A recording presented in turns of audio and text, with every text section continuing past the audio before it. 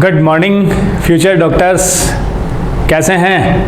मस्त और स्वस्थ। चलो बच्चों, मैं मयंक सर अगला पेपर सॉल्यूशन आप लोगों के लिए लेकर आया हूँ। तो बच्चों अपन ने अब तक नीट के प्रीवियस ईयर के जो पेपर है उनमें 2018 का सोल्व कर लिया था, 2019 के दोनों पेपर सोल्व कर लिए थे, उड़ीसा नीट वाला भी अपन ने सोल्व कर लिया था। उसी कड़ी में आज बच्चों अपन लेकर आए हैं नीट 2017 का 2017 का बायो का पेपर, जिसको अपन आज सोल्व करते हैं। ठीक है बच्चों, रेडी? चलो स्टार्ट करते हैं। सबसे पहले 2017 नीट का ये फर्स्ट क्वेश्चन अपना बोर्ड पर आप लोगों के लिए। तो बच्चों दिख रहा है अपने को कि ये जो क्वेश्चन है जेनेटिक्स का, या अपन इसको चाहे तो ब्लड वाले पार्ट में भी, ब्लड ग्रुप में भी इंक्लूड कर सकते हैं, बाकी जेनेटिक्स में इसको थोड़ा डिटेल में दे रखा है। क्वेश्चन बच्चों क्या देखो, कहते हैं genotype of a husband and wife are, husband और वाइफ के जीनोटाइप आपको दे दिए। Among the blood types of their children, how many different genotypes and phenotype are possible? तो पेरेंट्स के जीनोटाइप आपको दे दिए हैं, तो बच्चों में प्रोजेनी में कौन सा ब्लड ग्रुप के फिनोटाइप और जीनोटाइप क्या होंगे वो कैलकुलेट करने। अच्छा क्वेश्चन है जो अपन जेनेटिक्स में मान सकते हैं बच्चों। तो इसमें सीधा सा जो आपको दे रखा है उसी के अकॉर्डिंग चलें।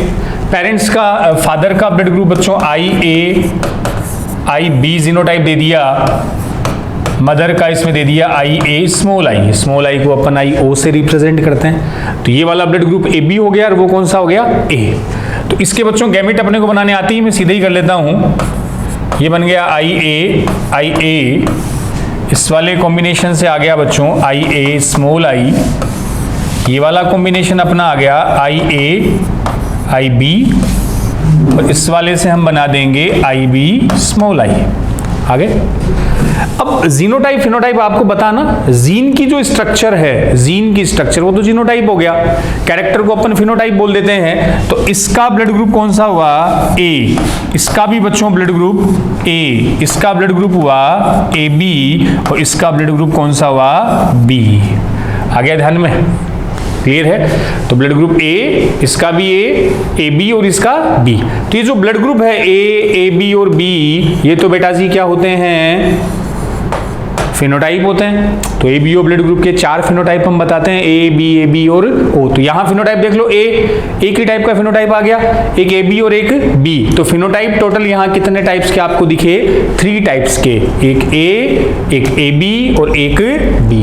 ये बच्चों होता है जो जेनेटिक इसकी स्ट्रक्चर जीन वाली है, उसको हम बोल देते हैं जीनोटाइप। तो जीनोटाइप देख लो, IA, ये एक जीनोटाइप हो गया, homozygous A। IA small I, ये बच्चों ये जीनोटाइप दूसरा हो गया, अलग टाइप का। ये होमोजाइगस है, ये हेटेरोजाइगस है, अलग अलग है दोनों। एक जीनोटाइप हो गया IAIB, एक हो गया IBI। तो जीनोटाइप आपको यहाँ कितने टाइप के दिखे? 4 टाइप के। समझ गए ना? कंफ्यूज मत होना। IA ब्लड ग्रुप A ही है लेकिन होमोजाइगस है। IA स्मॉल आई, ये भी ब्लड ग्रुप बच्चों A है लेकिन हेटेरोजाइगस है। तो दोनों अलग अलग जीनोटाइप, बट फिनोटाइप दोनों का सेम। तो इसमें फिनोटाइप 3 टाइप के, जीनोटाइप कितने आ गए? 4 टाइप के। तो देख लो जीनोटाइप 4 और फिनोटाइप 3। फर्स्ट ही आंसर हो गया, 4 genotype and 3 type of phenotypes. कर लेंगे, ऐसे क्वेश्चन बच्चों पूछे जाते हैं। चलो अगले क्वेश्चन पर आते हैं अपन। नीट 2 बच्चों आते हैं अपन। ये अगला क्वेश्चन अपना, एडल्ट ह्यूमन आरबीसी आर इन्यूक्लिएट का मतलब अपनी आरबीसी में केंद्रक नहीं होता। इन्यूक्लिएट का मतलब न्यूक्लियस क्या रहेगा? Absent. Which of the following statement are most appropriate explanation? Most appropriate की बात कर रहा है। अब अपने को पता है कि आरबीसी में बच्चों न्यूक्लियस, माइटोकॉन्ड्रिया, गोल्जी बॉडी नहीं होते। क्यों नहीं होते? तो देखियो अपने को आरबीसी जो अपनी है, आरबीसी की शेप कैसी होती है? बाइकॉन्केव, उभयावतल होती है ना, बाइकॉन्केव। और आरबीसी में भरा हुआ बच्चों क्या रहता है? हीमोग्लोबिन। तो अपने को पता है कि आरबीसी में ज्यादा से ज्यादा हीमोग्लोबिन भरा जा सके, इसलिए उसमें क्या नहीं होता? न न्यूक्लियस, माइटोकॉन्ड्रिया, गोल्जी बॉडी, और वही हीमोग्लोबिन जो O2 गैसेस को ट्रांसपोर्ट करता है। ध्यान है अपने को, इसीलिए आरबीसी बाइकॉन्केव भी होती है। अब बच्चों देखो, बाइकॉन्केव है, एक बाइकॉन्वेक्स है। बाइकॉनकेव उभयावतल अगर शेप है इसकी, इसका भी बेनिफिट है कि अंदर जो सरफेस एरिया है वो क्या होगा, ज्यादा, और जितना ज्यादा एरिया होगा उतना ही ज्यादा क्या भरा जा सकता है, हीमोग्लोबिन। तो मेन इसका आंसर आएगा ज्यादा से ज्यादा किसको भर सको, हीमोग्लोबिन को। इसलिए वो कैसी होती है, ई न्यूक्लिएटेड केंद्रक विहीन। तो पहला option, they do not need to reproduce, जनन से रिलेटेड नहीं है। दे आर सोमेटिक सेल्स, बिल्कुल बच्चों, सोमेटिक सेल्स, बॉडी की हर सोमेटिक सेल्स में माइटोसिस तो होता ही है, कायिक और जननिक दो ही कोशिकाएं होती है। दे डू नॉट मेटाबोलाइज, इसमें ग्लाइकोलाइसिस होता है, एनारोबिकली अपन रेस्पिरेशन की बात भी करते हैं, वो होता है। All their internal space is available for oxygen transport, अंदर का जो स्पेस है वो सारा का सारा O2 ट्रांसपोर्ट में काम आ सके, क्योंकि उसमें कौन भरा हुआ रहेगा, हीमोग्लोबिन, जो O2 को मेनली ट्रांसपोर्ट करता है। तो इसके लिए मोर प्रॉपर एप्रोप्रिएट आ गया फोर्थ, और फोर्थ का मतलब ओनली डी, इसलिए आंसर इसका क्या गया बच्चों, थर्ड गया। क्लियर है, चलो क्लियर है। तो नेक्स्ट अपन आते हैं क्वेश्चन नंबर थर्ड पे। क्वेश्चन नंबर थर्ड जो अपना आपके सामने बच्चों बोर्ड पर टैक्सोनॉमी का है, एनिमल किंगडम का क्वेश्चन है। टैक्सोनॉमी का क्या कह रहा है, क्या पूछ रहा है, an important characteristics that hemichordate share with कोडेट्स is, hemichordate का वो करेक्टर जो कोडेट के साथ सिमिलर है, शेयर किया जाता है। हेमिकोडेट नाम से देखो बच्चों, हेमी का मतलब हाफ, कोडेट्स, हेमिकोडेट को हम नॉन कोडेट और कोडेट के बीच की कनेक्टिंग लिंक भी बोलते हैं, इसमें एक कोडेट का फीचर भी होता है। वैसे बच्चों आपको ध्यान हो तो कोडेटा का मीन या कोडेट कौन हुए, जिनमें क्या प्रेजेंट हो, नोटोकॉर्ड, पृष्ठरज्जु हम बोलते हैं बच्चों, विदाउट एनी एक्सेप्शन, जिनमें नोटोकॉर्ड है वो 100% क्या होंगे, कोडेट्स होंगे। तो हेमिकोडेट में नॉन कोडेट तो नहीं होती, ये नहीं, इसलिए हेमिकोडेट बच्चों कोडेट नहीं है, वो नॉन कोडेट कोडेट के बीच की कनेक्टिंग लिंक है। लेकिन एक कोडेट का फीचर कौन सा, कोडेट्स में नोटोकॉर्ड होती है, एक नर्व कोड हमने पढ़ी है, एक फेरिंजियल गिल स्लिट्स, ग्रशनीय क्लोम दरारें जो रेस्पिरेशन में हेल्पफुल होती है, वो बच्चों हेमिकोडेट्स में प्रेजेंट होगी। तो कोडेट के जैसा कौन सा फीचर हेमिकोडेट में मिलता है, पहला ही ऑप्शन दिख रहा है, pharynx with gill slits. Pharynx में क्या होती है, क्लोम दरारें, gill slits. Pharynx without gill slits नहीं हुआ, एब्सेंस ऑफ नोटोकॉर्ड, ये तो कोडेट का फीचर है। वेंट्रल ट्यूबुलर नर्व कोड, ये भी नहीं, अपने में नर्व कोड जो होता है बच्चों वो डोर्सल साइड में होता है। क्लियर, जिधर बैकबोन है, नोटोकॉर्ड और नर्व कोड किधर मिलेगी, डोर्सल साइड में। क्लियर है। तो जो फेरिंग्स वाला पार्ट है ये एनसीईआरटी में कोडेट के डायग्राम से भी बता रखा है कि जो अपनी एलिमेंट्री कैनाल है बच्चों, एलिमेंट्री कैनाल का एक पार्ट होता है फेरिंग्स, होता ना, उस फेरिंग्स में ऐसे प्रेजेंट होती है फेरिंजियल गिल स्लिट्स, वो हेमिकोडेट में होती है, जो कोडेट का कैरेक्टर है। और हेमिकोडेट के दो इंपॉर्टेंट एग्जांपल भी आपको ध्यान हो, बेलेनोग्लोसस और एक अपन बात करते हैं सेकोग्लोसस की। चलें, चलो नेक्स्ट क्वेश्चन आप लोगों के सामने।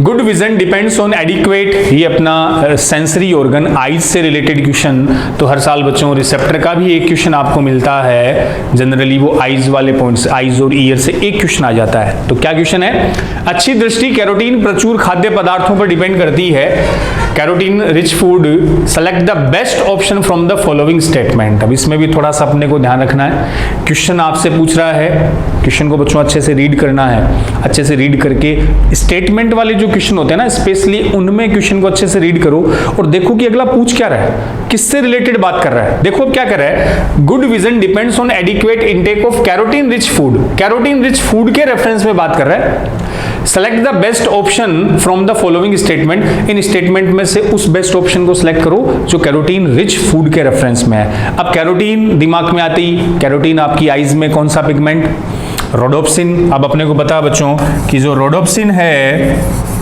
अरे रोड सेल, रेटिना में रोड और कौन, रोडोप्सिन का ब्रेकडाउन किस में होता है, ऑप्सिन और रेटिनल में, ऑप्सिन और रेटिनल में। ध्यान है, इंपॉर्टेंट है, क्वेश्चन बना हुआ है, यहां से एक और आपको मिलेगा 2016 या आगे, वहां भी पूछा हुआ एक रेटिनल। अब रेटिनल बच्चों क्या होता है, एनसीईआरटी में दे भी रखा है, aldehyde of vitamin A. Vitamin A का एल्डिहाइड है। विटामिन ए को आप क्या बोलते हो, ध्यान ये भी ध्यान रख लेना, एक छोटी सी बात लेकिन इंपॉर्टेंट। विटामिन ए का नाम है बच्चों रेटिनोल, NOL, और ये है रेटिनल, NAL।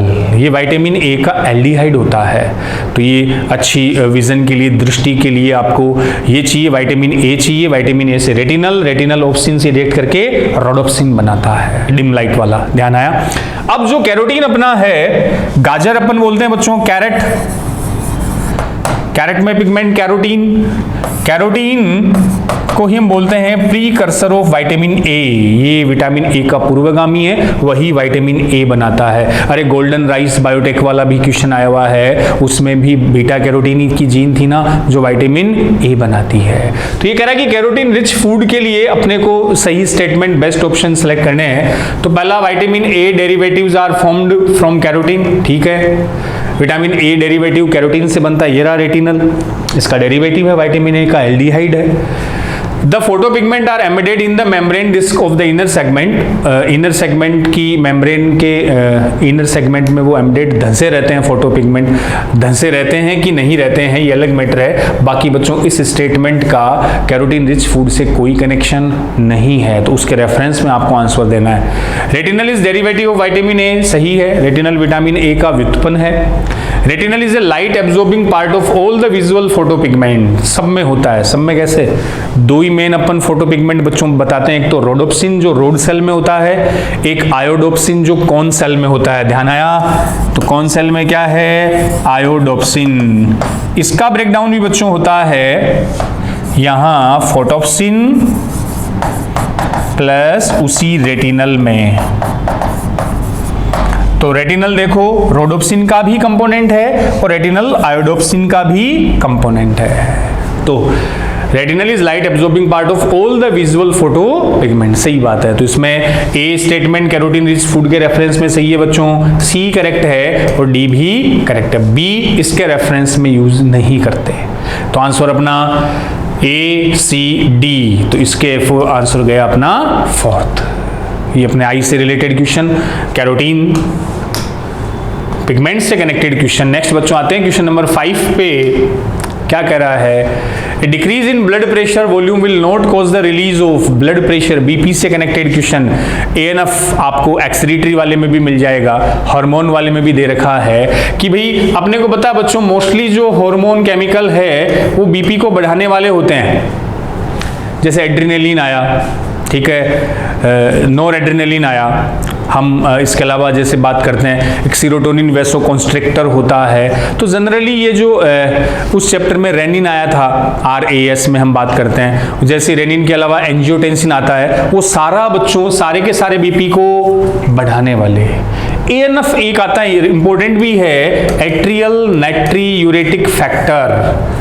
एट्रियल नाम आते ही हम बता देंगे कहां से आया, from wall of atria. Atria बोले तो आलिंद की भित्तियों से आता है और क्या करता है? वैसो डायलेशन, ब्लड वेसल्स को डायलेट करके बीपी को कम करता है। तो a decrease in blood pressure volume will not cause the release. ये कह रहा है कि जब बीपी पहले से ही कम है, ब्लड प्रेशर कम हो गया, तो इनमें से कौन रिलीज नहीं होगा? ये लो ANF, क्योंकि ANF तो खुद बीपी को क्या करता है बच्चों? कम करता है। तो अगर बीपी पहले से ही कम है तो ANF रिलीज नहीं होगा।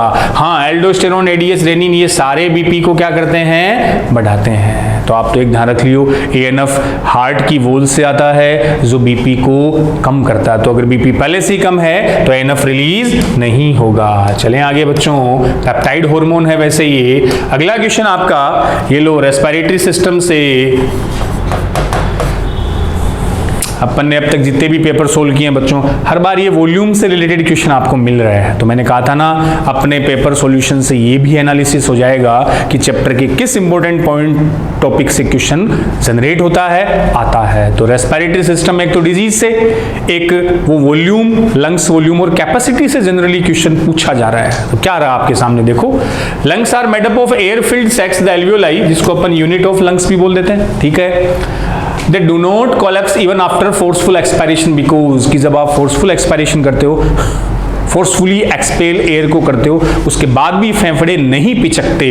क्यों? क्योंकि अपने को पता है बच्चों, लंग्स में हमेशा कौन सी एयर प्रेजेंट होगी, जिसको अपन बोलते हैं रेजिडुअल वॉल्यूम, आरवी। आरवी वो है जो फेफड़ों में हमेशा प्रेजेंट रहती है और जिसका वॉल्यूम हमने बताया था 11 to 1200 मिलीलीटर। ये ऑलवेज अपने लंग्स में रहती है प्रेजेंट, इसलिए फेफड़े पूरी तरह से कभी भी ना तो खाली होते हैं ना ही पिचकते हैं। और आरवी, ये भी ध्यान रख लेना बच्चों, आरवी वो वैल्यू है रेजिडुअल वॉल्यूम जिसको आप स्पायरोमीटर से, जिसका अपन स्पायरोमीटर से मेजरमेंट नहीं कर सकते, इसको अपन मेजर स्पायरोमीटर से नहीं कर सकते। क्लियर? चलें आगे। चलो अगला क्वेश्चन, क्वेश्चन नंबर 7 बायोमोलिक्यूल में एंजाइम का क्वेश्चन बच्चों, 11th एनसीईआरटी का 9th चैप्टर, बिल्कुल एनसीईआरटी का।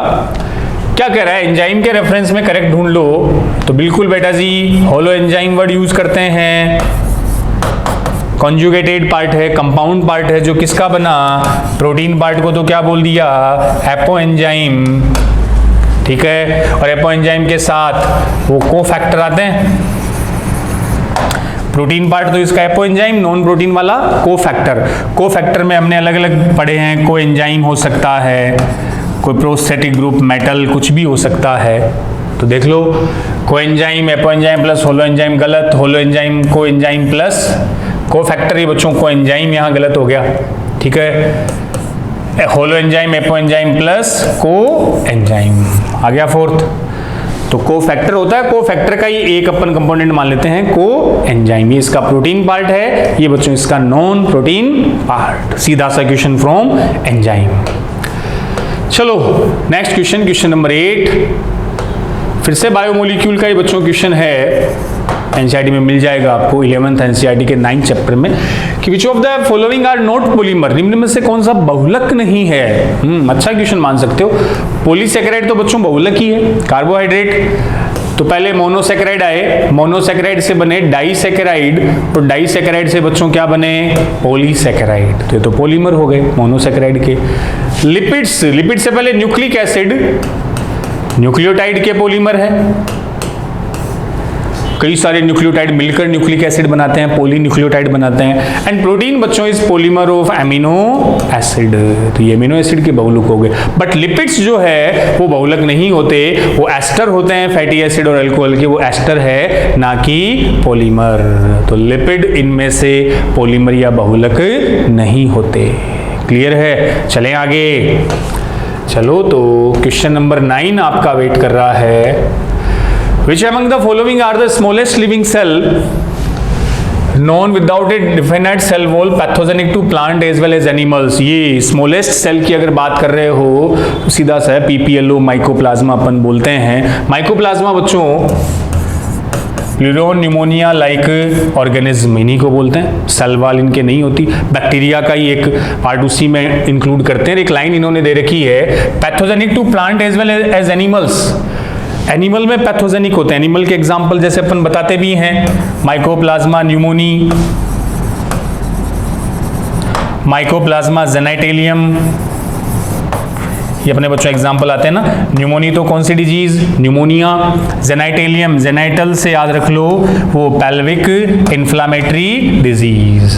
तो ये प्लांट और बैक्टीरिया, इस पे एनिमल्स पे पैथोजन है, उनमें डिजीज प्रोड्यूस करते हैं माइकोप्लाज्मा, प्लूरोन न्यूमोनिया लाइक ऑर्गेनिज्म। ये भी सीधा सा क्वेश्चन, इसका आंसर अपन क्या दे देंगे, first. And can survive without oxygen, anaerobically होते हैं तो विदाउट ऑक्सीजन क्या कर सकते हैं बच्चों, सर्वाइव। चलें आगे। चलो अगला क्वेश्चन, क्वेश्चन नंबर 10, इवोल्यूशन का क्वेश्चन। फिर से मैं आपको इवोल्यूशन में बताता हूँ, इवोल्यूशन से 3 क्वेश्चन जनरली आपको मिलते हैं, पूछे जाते हैं, वो भी फिक्स से टॉपिक से, homologous, analogous, Hardy Weinberg, human evolution और एक नेचुरल सिलेक्शन का वो ग्राफ, उससे रिलेटेड क्वेश्चन आपको मिल जाते हैं। तो ये बच्चों उसी नेचुरल सिलेक्शन के ग्राफ से 3 टाइप से कनेक्टेड क्वेश्चन आया है, जिसके 3 टाइप आपको बताए जाते हैं, स्टेबिलाइजिंग, डायरेक्शनल और डिसरप्टिव। वहीं से क्वेश्चन क्या आया, क्वेश्चन एक अच्छा question. Artificial artificial selection to obtain cow yielding higher milk output represent, कि कृत्रिम चयन से अपन आर्टिफिशियल सिलेक्शन से उन गायों को सिलेक्ट किया जो दूध ज्यादा देती है। तो ये सिलेक्शन बेटा जी कौन सा नेचुरल सिलेक्शन हुआ? स्टेबिलाइजिंग हुआ, डायरेक्शनल हुआ कि डिसरप्टिव हुआ? अब देखो ऐसे और भी एग्जांपल लेके मैं आपको बता देता हूं। इंपॉर्टेंट वैसे डायरेक्शनल ही होता है। डायरेक्शनल में हम बताते हैं ना कि जो नेचुरल सिलेक्शन का ग्राफ है वो एक दिशा में खिसक जाता है, एक डायरेक्शन में शिफ्ट हो जाता है, उसी को अपन बच्चों क्या बोलते हैं? डायरेक्शनल। अरे मीन वैल्यू वही बढ़ती रहे तब तो स्टेबिलाइजिंग है। एक साइड में खिसकना डायरेक्शनल है, और दो पीक आना वो क्या था बच्चों? डिसरप्टिव। जैसे और एग्जांपल अपन देख लें, मॉस्किटो रेजिस्टेंस कैपेसिटी आई थी कि मॉस्किटो मच्छरों में डीडीटी रेजिस्टेंस की कैपेसिटी होती है। तो दो टाइप के मच्छर है, एक में डीडीटी रेजिस्टेंस वाली जीन है, एक में नहीं है। तो बच्चों नेचर किसको सिलेक्ट करेगी? ऑब्वियसली उन्हीं को सिलेक्ट करेगी ना जिनमें डीडीटी के अगेंस्ट रेजिस्टेंस कैपेसिटी है। जो डीडीटी में भी खुद को सर्वाइव कर सकते हैं तो नेचर ने उनको सिलेक्ट कर लिया। क्लियर? इंडस्ट्रियल मिलानिज्म याद आया? औद्योगिक कृष्णता, वो इंग्लैंड का एग्जाम्पल था जहां पोल्यूशन होता है वहां तो डार्क कलर वाले मोथ सर्वाइव कर गए, जहां पोल्यूशन कम होता है वहां लाइट कलर वाले मोथ सर्वाइव कर गए। बच्चों जिराफ लंबी गर्दन वाले, छोटी गर्दन वाले, तो नेचर ने किसको सिलेक्ट किया? लॉन्ग नेक जिराफ को। तो एक का सिलेक्शन हुआ, ज्यादा बेटर, ज्यादा एडेप्ट थे वही सिलेक्ट हुए। तो कर्व का एक डायरेक्शन में टिल्ट होना डायरेक्शनल। बस लंबी नेक वाले जिराफ सिलेक्ट हो गए तो कर्व उधर खिसक गया। डीडीटी रेजिस्टेंस मॉस्किटो सिलेक्ट हो गए तो कर्व उधर टिल्ट हो गया। गांवों में वो वाले मोथ सिलेक्ट हो गए जो लाइट कलर के थे, ग्राफ उधर खिसक गया। और जो पोल्यूटेड एरिया था, जो अर्बन एरिया था, वहां डार्क कलर वाले सिलेक्ट हो गए तो कर्व उधर टिल्ट हो गया। एक सिलेक्ट होना मतलब डायरेक्शनल। तो यहां भी दो गायें मान लो, एक कम दूध देने वाली, एक ज्यादा दूध देने वाली, तो आर्टिफिशियल सिलेक्शन से हमने किन को सिलेक्ट किया? जिनकी मिल्क यील्डिंग कैपेसिटी क्या हो? ज्यादा। तो कोई एक सिलेक्ट हो रहा हो डायरेक्शनल। तो देख लो, डिसरप्टिव गलत, स्टेबिलाइजिंग गलत, स्टेबिलाइजिंग गलत, फोर्थ आ गया directional as it pushes the mean of the character in one direction, वो उसको एक डायरेक्शन में खिसका देती है। क्लियर? और भी एग्जांपल ध्यान रख लेना, मॉस्किटो वाला, जिराफ वाला, इंडस्ट्रियल मिलानिज्म वाला जो अपने सिलेबस में मेंशन है वो सारे डायरेक्शनल नेचुरल सिलेक्शन को एक्सप्लेन करते हैं। क्लियर है फंडा? चलो आगे। चलो बच्चों क्वेश्चन नंबर 11 पे आते हैं अपन। 11वां क्वेश्चन, इसको आप टैक्सोनॉमी इवोल्यूशन मिक्स से मान सकते हो। हालांकि एनसीईआरटी में दे तो नहीं रखा, लेकिन बच्चों जब इवोल्यूशन वाला चैप्टर, मैं बार बार कहता हूं चैप्टर एनसीईआरटी से रीडिंग लगाना है, उसकी समरी भी पढ़नी है, इवन उसकी एक्सरसाइज के क्वेश्चन भी आपको एनसीईआरटी से सोल्व करने हैं। तो जब आप इवोल्यूशन की एनसीईआरटी एक्सरसाइज सोल्व करोगे तो वहां लास्ट में से एक आपको क्वेश्चन मिलेगा कि इस हॉर्स इवोल्यूशन की स्टेप, उसका क्लासिफिकेशन। तो हॉर्स इवोल्यूशन का एक स्टेप दे रखा है, एनसीईआरटी में कहीं मेंशन नहीं, लेकिन क्वेश्चन पूछा हुआ है तो एनसीईआरटी से रिलेटेड बेटा जी सब अपने को याद रखना होगा। तो ये हॉर्स के ऑर्डर के बाद, ऑर्डर ऑफ हॉर्स की बात कर रहा है। तो हॉर्स वैसे मैमल्स है, मैमेलिया इसकी क्लास है। भी फाइलम तो कोर्डेटा हो गया, कोर्डेट है। सब फाइलम वर्टिब्रेट है, हम अपना भी बच्चों ये होता है वर्टिब्रेट। क्लास अपनी मैमेलिया है, हॉर्स भी मैमल्स ही है। ऑर्डर, आपका ऑर्डर क्या है? We are primate. Monkey, apes human primate होते हैं। हॉर्स का बेटा जी देखो ऑर्डर क्या है? पैरिसोडेक्टाइला, ये वाला जो है ना पैरिसोडेक्टाइला, ये हॉर्स का ऑर्डर गण होता है। क्यों है? देखो दो में ऑर्डर बताई दूं जब नाम आ गया, एक पेरिसो, एक आर्टियोडेक्टाइला। ये बच्चों मैं आपको टैक्सोनॉमी में करवा देता हूं, क्लासिफिकेशन में। आर्टियोडेक्टाइला और पेरिसोडेक्टाइला ये अलग अलग ऑर्डर है। आर्टियोडेक्टाइला में बच्चों उन एनिमल्स को रखा जाता है even toed animal. Even toed का मतलब जिसमें जो पैर के टो का मतलब अंगूठा मानते हैं, डिजिट मानते हैं। इवन का मतलब उनकी संख्या सम हो, खुर बोल सकते हो। सम का मतलब बच्चों 2 या 4 हो, वो तो इवन टोड वाले आर्टियोडेक्टाइल होते हैं। पेरिसोडेक्टाइला में ओड टोड, विषम संख्या वाले, ओड का मतलब 3, 5, 1, ये वाले जो एनिमल है वो आते हैं पेरिसोडेक्टाइला। सम संख्या वालों के लिए ऑर्डर आता है आर्टियोडेक्टाइला। ये मैमल्स में ही इंक्लूड होते हैं बच्चों को पता अपने को। अब आर्टियोडेक्टाइला में एग्जांपल आता है, जैसे याद रखो तो हिपोपोटेमस, दरियाई घोड़ा बोलते हैं, जैसे भेड़, जैसे पिग, कैटल्स, ये सारे गाय वगैरह सब आर्टियोडेक्टाइला, इनके जो पैर में है बच्चों दो, इवन का मतलब 2, 4 ऐसे नंबर में, ओड का मतलब 1, 3, 5 ऐसे। तो पेरिसोडेक्टाइला में हॉर्स आ गया, डोंकी आ गया, राइनोसिरस आ गया, राइनो का मतलब गेंडा, वो इसी में आता है, इनका ऑर्डर होता है पेरिसोडेक्टाइला। राइनोसिरस के लिए बच्चों आप ये याद रख सकते हो, गेंडे के लिए इकोलॉजी में कहीं आप पढ़ते भी हो ना, राइनोसिरस इंडिया में काजीरंगा नेशनल पार्क आसाम, ये क्वेश्चन भी बन जाता है। कंजर्व है कहाँ? आसाम में, एक सींग वाला गेंडा, तो वो किस में इंक्लूड होता है? पेरिसोडेक्टाइला। क्यों? क्योंकि इनमें ओड, टोड, अंगुलेट्स होते हैं। क्लियर है? और जो इक्विडी है ना, इक्विडी इसकी फैमिली है, ये ध्यान रखना, ये ऑर्डर नहीं, ये घोड़े की फैमिली है, क्योंकि हॉर्स का बच्चों जो साइंटिफिक नेम है वो क्या होता है? इक्वस, और इक्विडी इसकी फैमिली। जैसे आपका जीनस क्या है? होमो, अपनी फैमिली बच्चों क्या है? होमोनिडी अपन बोल देते हैं। क्लियर? ईडी जनरली जो सफिक्स लगता ना वो फैमिली के लिए। चलें, तो इसका आंसर आ गया 4th। चलो बच्चों नेक्स्ट आते हैं अपन क्वेश्चन नंबर 12। ये लो बायोटेक का सीधा सा डीएनए वाला, वो स्टेन वाला, ये भी 1-2 बार कनेक्टेड क्वेश्चन आ रखे हैं बायोटेक से बच्चों कि डीएनए को the DNA fragment separated on agarose gel can be visualized after staining with DNA. Naked eye से नहीं देख सकते, नग्न आंखों से नहीं देख सकते, तो उसे विजुअलाइज कराने के लिए क्या यूज किया? वही एथिडियम ब्रोमाइड, और कौन सी? Ultraviolet rays. बेटा जी कैसा दिखता है? ब्राइट ऑरेंज कलर का दिखाई देगा। ये सीधा क्वेश्चन आ गया। फिर से अपन 11th एनसीईआरटी का circulatory system chapter number 18 NCERT का ही क्वेश्चन। क्या? The hepatic portal vein drains blood to liver from. ध्यान आया? पोर्टल सिस्टम बच्चों, हेपेटिक पोर्टल सिस्टम, यकृत निवाहिका तंत्र। नॉर्मली तो हम बोलते हैं कि ऑर्गन से जो वेन बाहर आती है वो इम्प्योर ब्लड को किस में डालती है? डायरेक्ट वेना केवा में, महासीरा में। लेकिन कुछ ऑर्गन की वेन, जैसे यहां अपन ने बात की इंटेस्टाइन, इंटेस्टाइन की जो वेन है, ऑर्गन से हमेशा वेन बाहर आती है ना बच्चों, इस वेन को खुलना तो किसमें चाहिए था? Vena cava. बट इंटेस्टाइन की vein firstly enter into liver.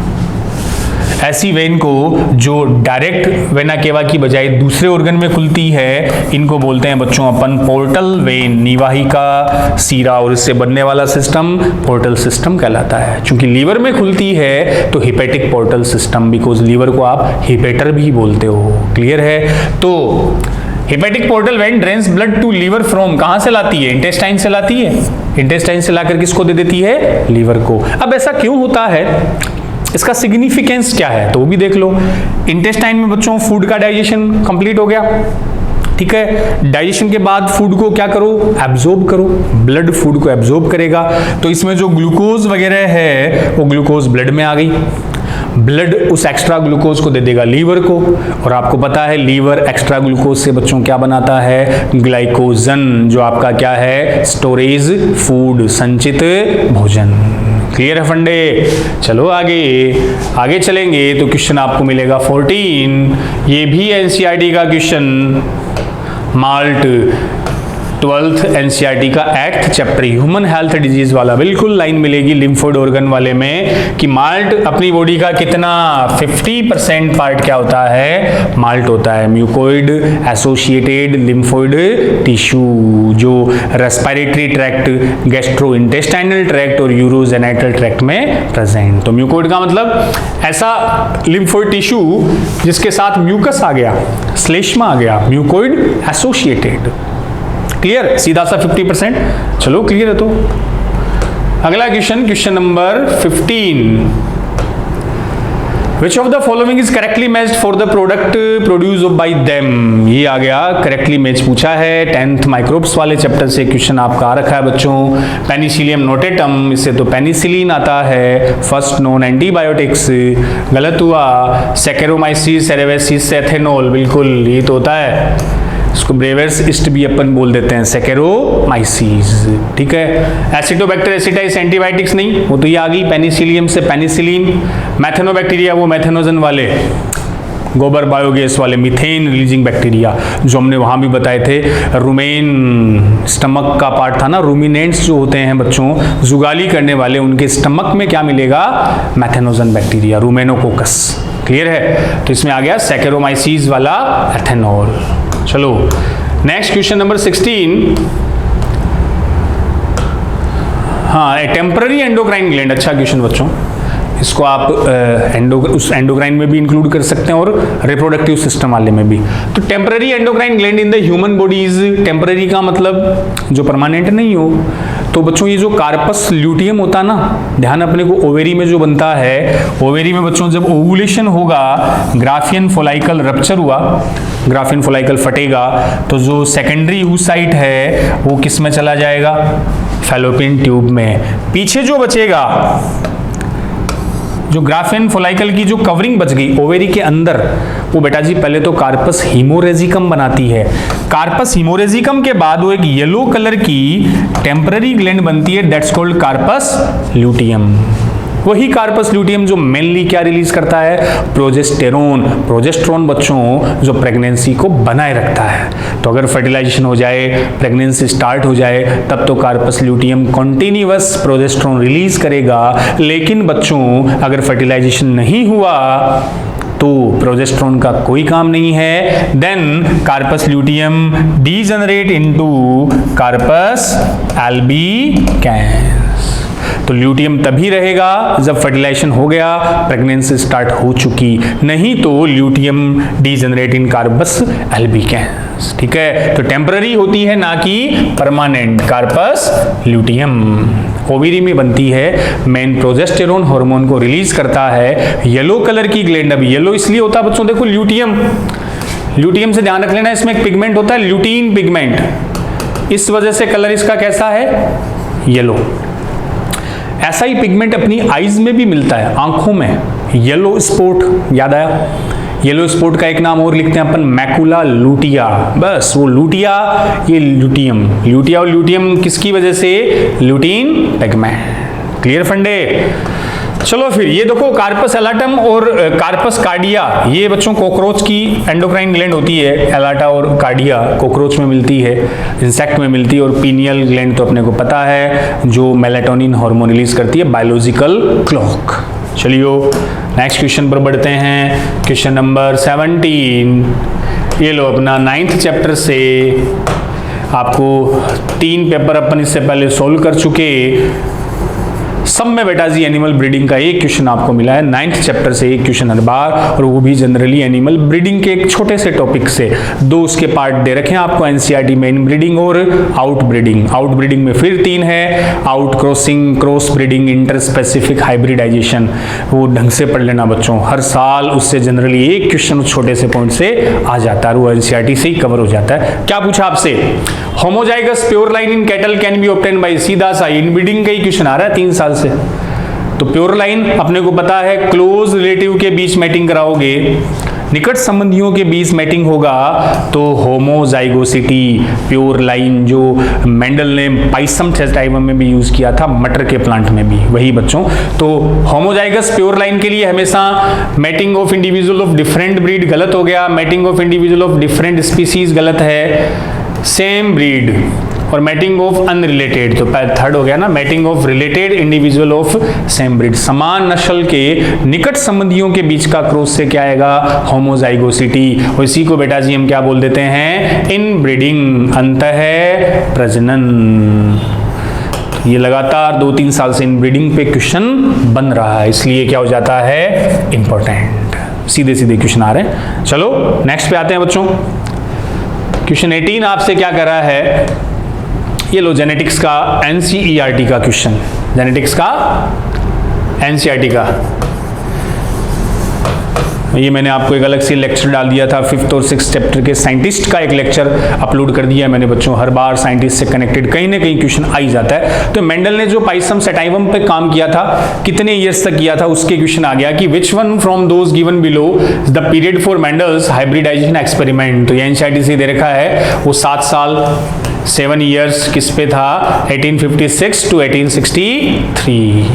इतने साल तक उन्होंने पाइसम सेटाइवम पे काम किया। फिर पब्लिश तो 1866 को किया था, एनसीईआरटी में 1865 है। डेथ मेंडल की बताई थी 1884 को। फिर वो 3 साइंटिस्ट आए थे, कौन कौन से, Hugo de Vries, Carl Correns और इरिन वॉन शेनमार्क ने उसको वापस रीडिस्कवर किया था 1900 में। क्लियर है बच्चों?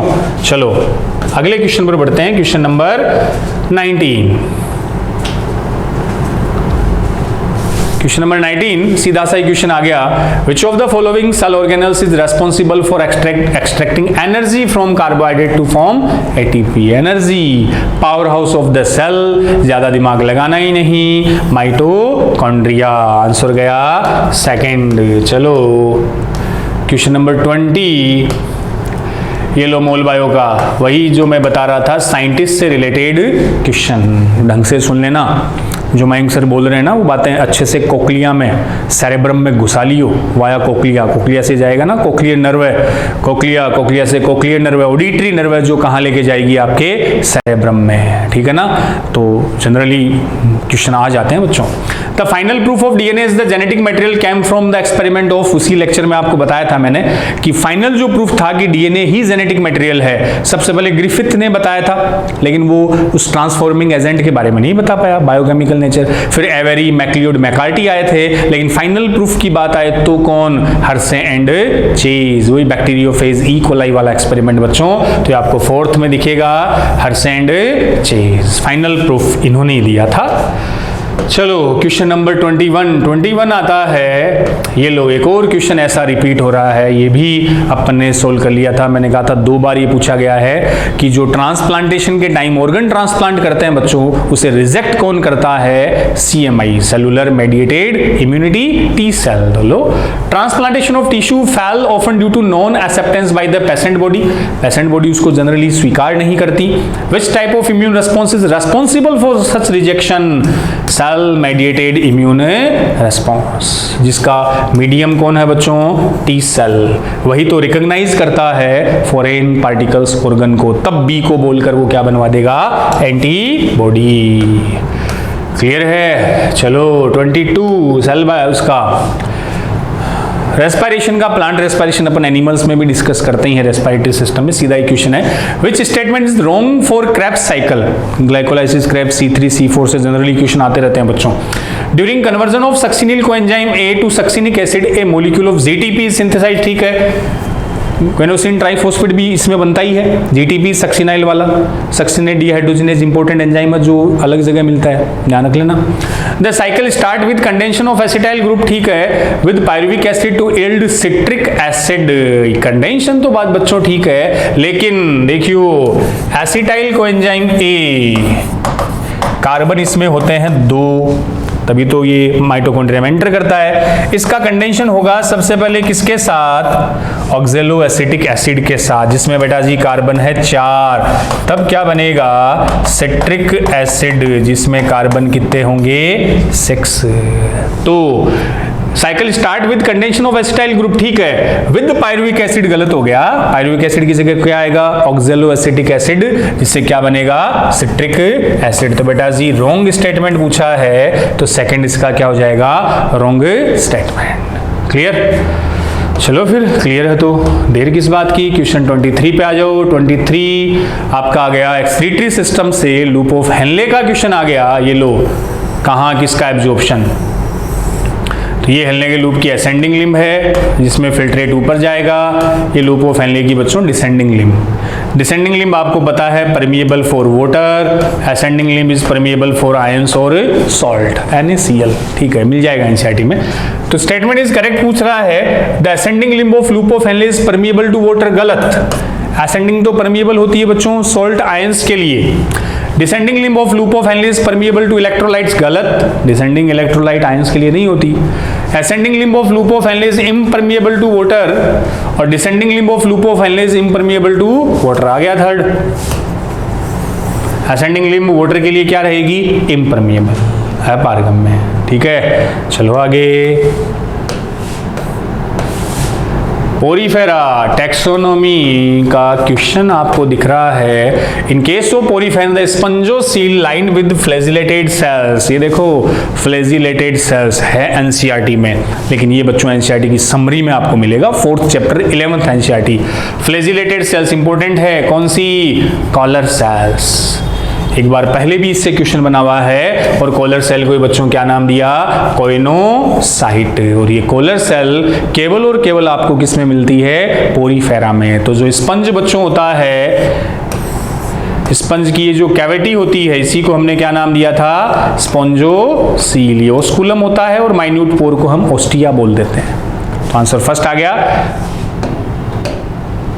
फ्लैजिलेटेड। ये फ्लैजिलेटेड होती है कॉलर सेल्स, जो फूड इंजेशन में भी बच्चों हेल्पफुल होती है। चलें आगे, चलो क्वेश्चन नंबर 25, डाइजेस्टिव सिस्टम का question. which cells of crypt of Liebercuum secrete antibacterial lysozyme? तो देखो, एक तो लाइसोजाइम बच्चों अपनी सलाइवा में होता है, ठीक है, टीयर में भी, आंसुओं में भी हम बताते हैं, जो एंटीबैक्टीरियल है, प्रतिजीवाणुविक है। अब ये देखो क्रिप्ट ऑफ लीबरकुइन, पहले तो ये बताओ कहां थी क्रिप्ट ऑफ लीबरकुइन? ये जो अपनी एब्जॉर्प्शन यूनिट होती है ना, विलाई, रसांकुर बच्चों बोलते हैं, विलाई के बेस पर ये प्रेजेंट होते हैं क्रिप्ट्स ऑफ लीबरकुइन। विलाई का जो बेस है, आधारी भाग है, वहां क्रिप्ट ऑफ लीबरकुइन होते हैं, और वो यहाँ से एंजाइम वगैरह रिलीज करते हैं जो फूड को डाइजेस्ट करते हैं। देन डाइजेस्टेड फूड को विलाई क्या कर लेता है? एब्जॉर्ब कर लेता है। तो इस क्रिप्ट ऑफ लीबरकुइन में बच्चों अलग अलग सेल होती है। एक तो यहाँ इसमें गॉबलेट सेल भी मिलती है, इसी क्रिप्ट ऑफ लीबरकुइन में एक पैनेथ सेल भी होती है, एंटेरोसाइट भी होती है। गॉबलेट सेल आपको ध्यान हो तो क्या रिलीज करती है? म्यूकस, पूछा गया है। और पैनेथ सेल से आता है एंटीबैक्टीरियल लाइसोजाइम। ये लो, तो इसमें लाइसोजाइम पूछा है, तो आपका 4th आंसर आ गया पैनेथ सेल। और एक और छोटी सी इंपॉर्टेंट चीज ध्यान रख लेना कि गॉबलेट और पैनेथ सेल बच्चों दोनों की दोनों कैसी ग्लैंड कंसीडर करते हैं? Unicellular gland. ये दो आपकी बॉडी की एक कोशी की यूनिसेलुलर ग्लैंड होती है, बाकी मल्टी सेलुलर, और दोनों आपको मिलती है इंटेस्टाइन में, क्रिप्ट्स ऑफ लीबरकुइन में। जाइमोजन तो स्टमक की आ गई थी, कफर सेल लीवर की, आरबीसी को फैगोसाइट करती है, अर्जेंटाफिन भी होती है स्टमक और इंटेस्टाइन दोनों में। और यहाँ आंसर आपका 4th पैनेथ सेल, जो लाइसोजाइम रिलीज करती है, जो सलाइवा में भी मिलता है। नेक्स्ट बच्चों 26, viroids differ from virus in having. ये लो, प्रियोन्स भी पूछ लिया, वायरोइड्स भी आ गया। प्रियोन्स में तो आपको बताया था ओनली प्रोटीन, मैनीफोल्ड प्रोटीन था, और वायरोइड्स में only RNA without protein. Clear है? तो देख लो, आरएनए मॉलिक्यूल विद प्रोटीन गलत हो गया, RNA molecule without protein coat. तो केवल आरएनए है तो वायरोइड्स हो गए, केवल फोल्डेड प्रोटीन है तो बच्चों प्रियोन्स हो गए, जिसकी वो डिजीज कौन सी? मैड काउ डिजीज, उससे क्वेश्चन बना हुआ है। चलो क्वेश्चन 27, ये लो बच्चों, रिब्स का क्वेश्चन आ गया, मोमेंट लोकोमोशन का। रिब्स से 2 बार क्वेश्चन आ गए, 19 में भी एक अपन ने सोल्व किया था रिब्स से रिलेटेड, एक ये भी रिब्स पसलियों से रिलेटेड। तो ये जो मूवमेंट लोकोमोशन वाला चैप्टर है ना, एक तो बच्चों उसमें जॉइंट वाला जो पार्ट है वो इंपॉर्टेंट है, उसके पिछले 10 साल में कई बार क्वेश्चन बन चुके हैं जॉइंट्स वाले पॉइंट से। तो ध्यान रख लेना, मेरा पेपर सॉल्यूशन का मेन मोटो एनालिसिस ही है, किस चैप्टर के कौन से टॉपिक से जनरली क्वेश्चन आते हैं, वही बेटा जी आपको बार बार देखने को मिलेंगे। तो रिब्स देख लो, आप में 24 रिब्स होती है, 12 पेयर्ड होती है, 1 से 7 अपन ट्रू रिब्स बोलते हैं, 8, 9, 10 को आप फॉल्स बोलते हो, 11, 12 को अपन फ्लोटिंग प्लावी पसलियां बोलते हैं, उसी का क्वेश्चन है। Out of X pair of ribs in human only Y pairs are true. Out of X का मतलब टोटल कितनी पेयर बच्चों? 12 पेयर, उसमें से Y पेयर आर ट्रू, 12 में से कितनी? 7 पेयर अपने में ट्रू होती है, बस बाकी 3 फॉल्स है, रिमेनिंग 2 फ्लोटिंग है, यही तो होता है। तो करेक्टली रिप्रेजेंट पूछा X और Y, तो X 24 गलत है, क्योंकि 24 पेयर थोड़ी होती, 12 पेयर होती है, 24 गलत है। ये रहा X 12, इसमें भी है, लेकिन Y 5 गलत हो गया, तो थर्ड आ गया X 12, Y 7। आगे भी देख लो, true ribs are attached dorsally to vertebral column and ventrally to the sternum. Clear है? डोर्सली पीछे, रिब्स किससे जुड़ी? Backbone, vertebral column. आगे बच्चों इस बोन से, ये कौन सी बोन है? स्टर्नम से। तो वेंट्रली स्टर्नम से, डोर्सली वर्टिब्रल कॉलम से। चलो नेक्स्ट क्वेश्चन नंबर 28, फिर से बायोटेक का वो डीएनए के इर्द गिर्द क्वेश्चन आ जाता है। एथिडियम ब्रोमाइड भी आ गया, डीएनए को स्टेन किससे करते हो? एथिडियम ब्रोमाइड से। एक और, what is the criteria for DNA fragment movement on agarose gel during gel electrophoresis? तो वो जो मूवमेंट होती है बच्चों एगारोज जेल पर, वो डीएनए के सेगमेंट पर डिपेंड करती है। जितना छोटा सेगमेंट होगा उतनी मूवमेंट फार्दर फास्ट करेगा। तो ले लो, positively charge fragment move to farther end. Positively charge है, अब वही हो गया ना, डीएनए पे चार्ज बच्चों, ये क्वेश्चन भी मिल जाएगा। डीएनए पे चार्ज कैसा? नेगेटिव, नेगेटिव होता है। तो मूव किधर करेगा? पॉजिटिव एनोड की ओर। तो जितना छोटा सेगमेंट होगा उसकी मूवमेंट उतनी ही फास्ट होगी, बस। तो positively charge fragment move to farther end. Positively DNA पे चार्ज ही नेगेटिव होता है। Negatively charge fragment do not move, गलत। The larger the fragment size the farther it moves. बड़े सेगमेंट की फार्दर मूव तो नहीं होती ना। Smaller the fragment size that farther it moves. जितना छोटा सेगमेंट होगा वही अधिक दूरी तक जाएगा। और डीएनए पे चार्ज बच्चों कैसा? नेगेटिव। ये क्वेश्चन भी आगे इसी में मिल जाएगा। और डीएनए पर नेगेटिव चार्ज क्यों होता है ये आपको पता है, क्योंकि डीएनए में कौन बेटा जी? फॉस्फेट। फॉस्फेट की वजह से चार्ज कैसा? Negatively charged. क्लियर? चलो क्वेश्चन 29, डाइजेशन का। तो डाइजेशन में डाइजेस्टिव जूस, एक टिथ से भी बताता हूं मैं, दांतों से रिलेटेड क्वेश्चन भी बहुत बार आए हुए हैं। ये लो, A baby boy as 2 years is admitted to play school and pass through a dental checkup. The dentist observed that the boy had 20 teeth. उसमें 20 दांत है. Which teeth were absent? तो इन्फेंट छोटे बच्चों का डेंटल फॉर्मूला बच्चों 2102 20 teeth होते हैं अपने में, फिर भी अपन बाद में बोलते हैं 28, 32। तो 2102 का मतलब सबसे पहले इंसीजर, फिर बेटा जी कैनाइन 0, ये प्रीमोलर और मोलर। तो बच्चों में यहाँ 0 का मतलब कौन से टीथ एब्सेंट होंगे? प्रीमोलर, अग्र चवर्णक ये नहीं होते। उनमें नंबर ऑफ टीथ 20 होते हैं, जिसको आप मिल्की टीथ भी बोलते हो, दूधिया दांत, डेसिडुअस टीथ। फिर वो रिप्लेस हो जाते हैं परमानेंट एडल्ट टीथ से। क्लियर? और वैसे अपना डेंटल फॉर्मूला है तो आपको पता है 2123। चलो अगला question, question 30। Which of the following component provides sticky character to bacterial cell? ये भी बच्चों सीधा है। बैक्टीरियल सेल का कौन सा कैरेक्टर उसको चिपकाने में? सेल मेम्ब्रेन पे क्या होता है जिससे वो चिपकने में? ग्लू, म्यूसिलेज टाइप का जो होता है ना, वही बैक्टीरिया की सेल मेम्ब्रेन में ग्लाइकोकैलिक्स आप पढ़ते हो बच्चों। इट्स कंपोजिशन और कंपोनेंट ग्लाइकोप्रोटीन के बने होते हैं। ग्लाइकोप्रोटीन, ग्लाइकोलिपिड, ये ग्लाइकोकैलिक्स। इनकी नेचर कैसी होती है? Sticky nature. म्यूसिलेज टाइप होते हैं, चिपचिपे होते हैं जो चिपकाने में इन्हीं वजह से। तो ग्लाइकोकैलिक्स जो ग्लाइकोप्रोटीन से बनते हैं इन सेल ऑफ बैक्टीरिया। क्लियर? चलो क्वेश्चन 31, ये लो नर्वस सिस्टम का क्वेश्चन। एनसीईआरटी से, नर्वस सिस्टम से जनरली एनसीईआरटी बेस्ट क्वेश्चन आता है। उस डायग्राम से कनेक्टेड क्वेश्चन है बच्चों, सिनेप्स वाला। ये एनसीईआरटी में डायग्राम दे रखा है, सिनेप्स। ये लो, ये तो आगे थी प्री सिनेप्टिक मेम्ब्रेन, ये थी बच्चों पोस्ट सिनेप्टिक मेम्ब्रेन, और बीच के स्पेस को क्या बोला था? सिनेप्टिक क्लेफ्ट बोला था। इसी पोस्ट सिनेप्टिक मेम्ब्रेन पर यहां क्या प्रेजेंट होते हैं? रिसेप्टर। कि जब इंपल्स एक न्यूरॉन से अगले न्यूरॉन में जाएगा, सिनेप्स वाया सिनेप्स के थ्रू जाएगा, न्यूरोट्रांसमीटर वो यूज होते हैं, एसिटाइलकोलिन वगैरह। तो बच्चों जब इस न्यूरॉन से वो रिलीज होंगे ना सिनेप्टिक क्लेफ्ट में, फिर अगले न्यूरॉन की कौन सी मेम्ब्रेन? पोस्ट सिनेप्टिक मेम्ब्रेन के कौन रिसीव करेगा? रिसीव करने वाला तो कौन है? रिसेप्टर है। और वो रिसेप्टर कौन सी मेम्ब्रेन पे होगा? पोस्ट सिनेप्टिक मेम्ब्रेन पे। तो pre synaptic membrane, synaptic cleft, post synaptic membrane, तीनों को एक साथ हम क्या नाम देते हैं? सिनेप्स। ये तो सिनेप्स था, दो न्यूरॉन का जॉइंट सिनेप्स कहलाता है। तो receptor site for neurotransmitter are present on. ये रिसेप्टर किस पे प्रेजेंट होते हैं? इस पोस्ट सिनेप्टिक मेम्ब्रेन पे। तो आंसर आ गया सेकंड। वो डायग्राम में बिल्कुल दे रखा है एनसीईआरटी में। क्वेश्चन नंबर 32, ये लो, मूवमेंट लोकोमोशन में बता ही रहा था मैं आपको, जॉइंट से रिलेटेड क्वेश्चन बहुत बार बच्चों आ जाते हैं। तो the pivot joint between atlas and axis is type of pivot, धुराग्र संधि, एटलस एक्सिस। फर्स्ट वर्टिब्रा कौन? एटलस बच्चों। सेकंड वर्टिब्रा एक्सिस, ठीक है। एटलस में आपको पता है एक पोर होता है, कौन सा बेटा जी? ओडोंटोइड फोरामेन। एक्सिस में होता है ओडोंटोइड process.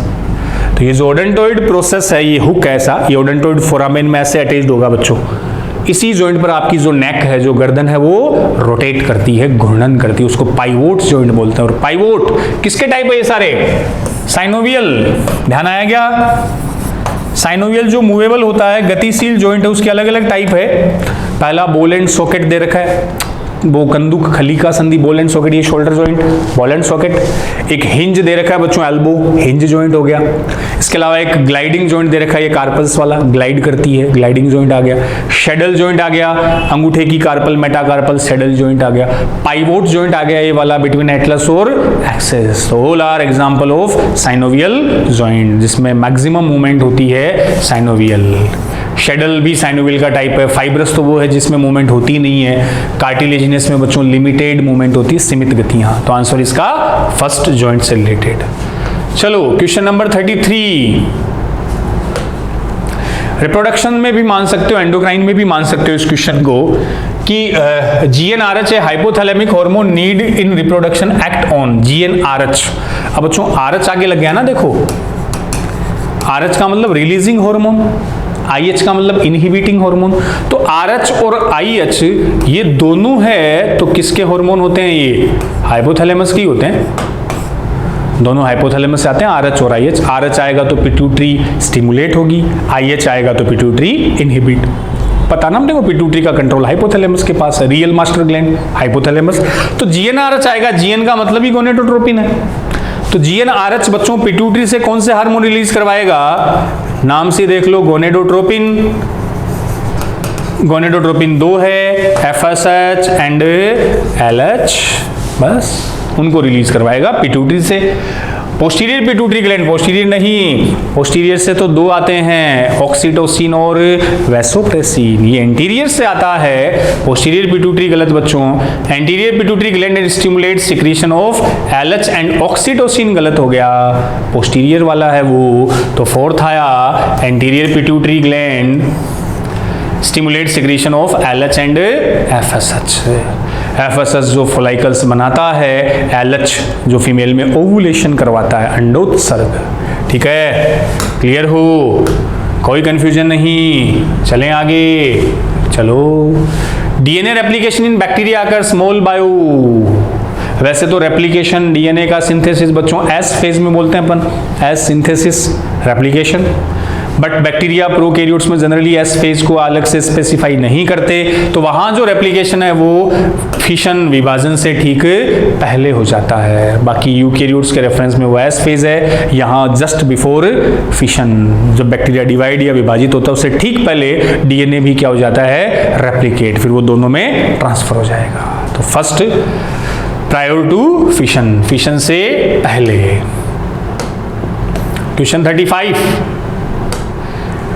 Phosphoenol pyruvate PEP is the primary CO2 acceptor in. ये लो, इसका 19 में वैसे क्वेश्चन आया था कि C4 साइकिल, वहां पूछ लिया था कि फर्स्ट एक्सेप्टर CO2 एक्सेप्टर कौन है, तो वहां आंसर PEP चला गया था, फोस्फोइनोल पाइरुवेट, 3 कार्बन वाला कंपाउंड। यहां बच्चों इसको ऐसे घुमा के पूछ लिया कि PEP is the primary CO2 acceptor in, वही किसमें सबसे पहले एक्सेप्टर होता है, तो वही अपने C4 प्लांट आ गए।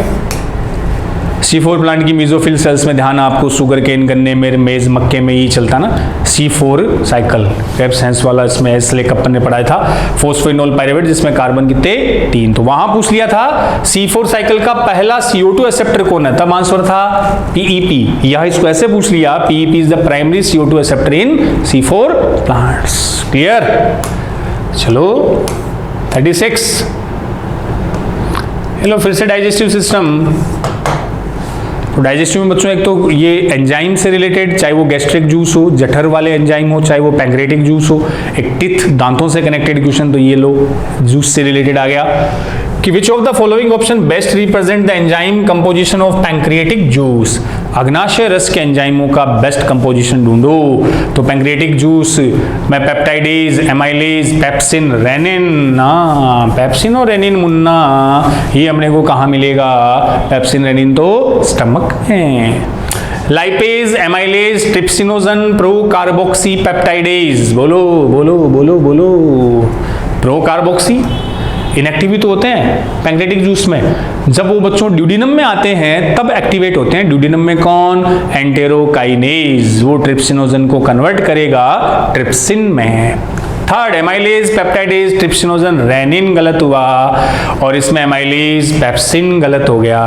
तो आंसर आपका क्या रहा, second, lipase lipid digestive enzyme, amylase starch को डाइजेस्ट करने वाला, ट्रिप्सिनोजन और प्रोकार्बोक्सी पेप्टाइडेज प्रोटीन को डाइजेस्ट करने वाले। हालांकि इनएक्टिव है, पहले वो क्या होंगे, एक्टिव होंगे। चलें आगे, चलो प्यारे बच्चों क्वेश्चन नंबर 37 पे आओ।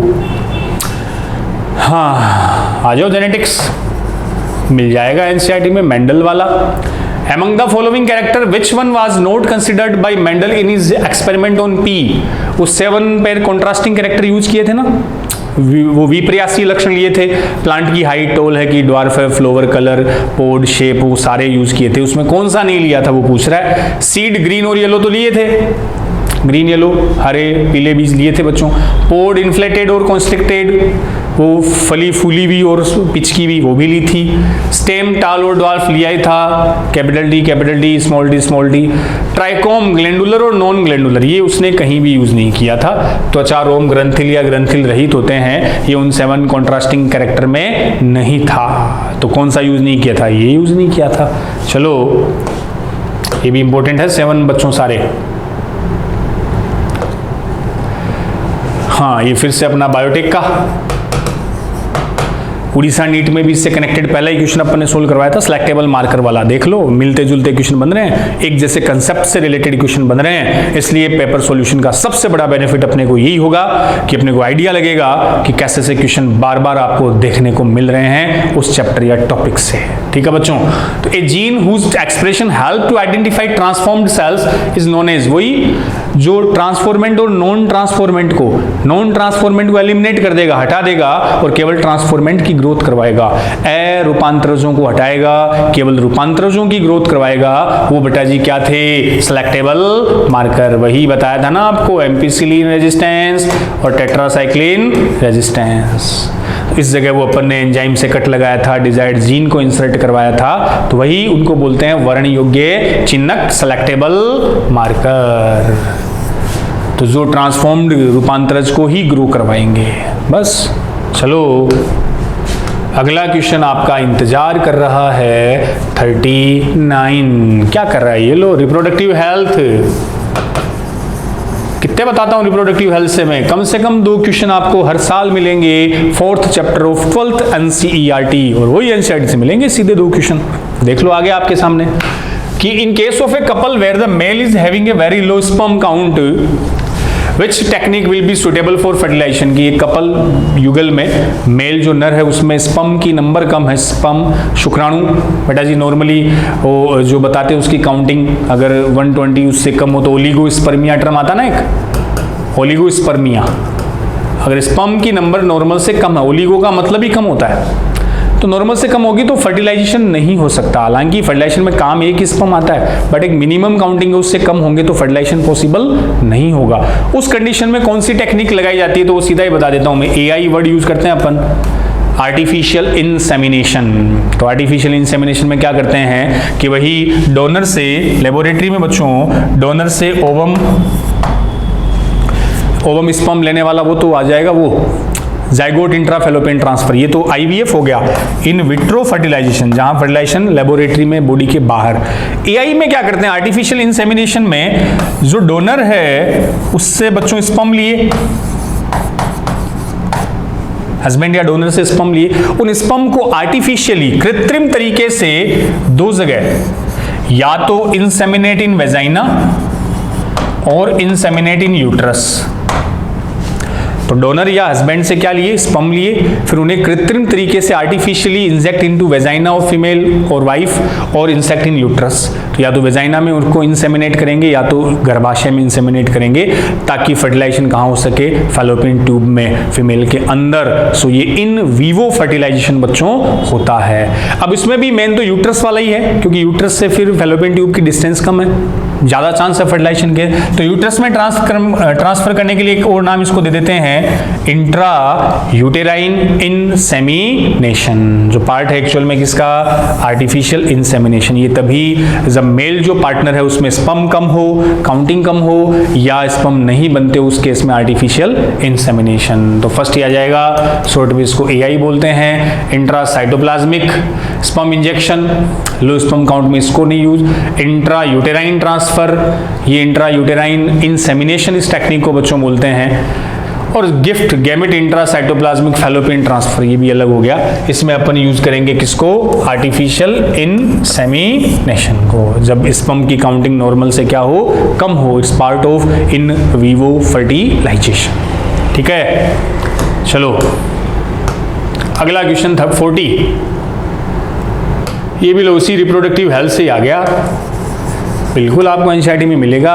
एसटीडी सेक्सुअल ट्रांसमिटेड डिजीज, जिनको अब नई एनसीईआरटी में क्या बोल दिया बच्चों, सेक्सुअल ट्रांसमिटेड इन्फेक्शन, संक्रमण। तो देख लो, gonorrhoea, match the column, gonorrhoea का पैथोजन नाइजेरी गोनोरी बैक्टीरिया है। सिफिलिस, इसका पैथोजन बैक्टीरिया कौन सा, ट्रिपेनोमा पैलिडम।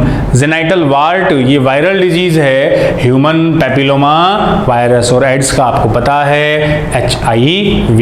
ये मैच कॉलम का क्वेश्चन हो गया। अगले क्वेश्चन पर आओ 41।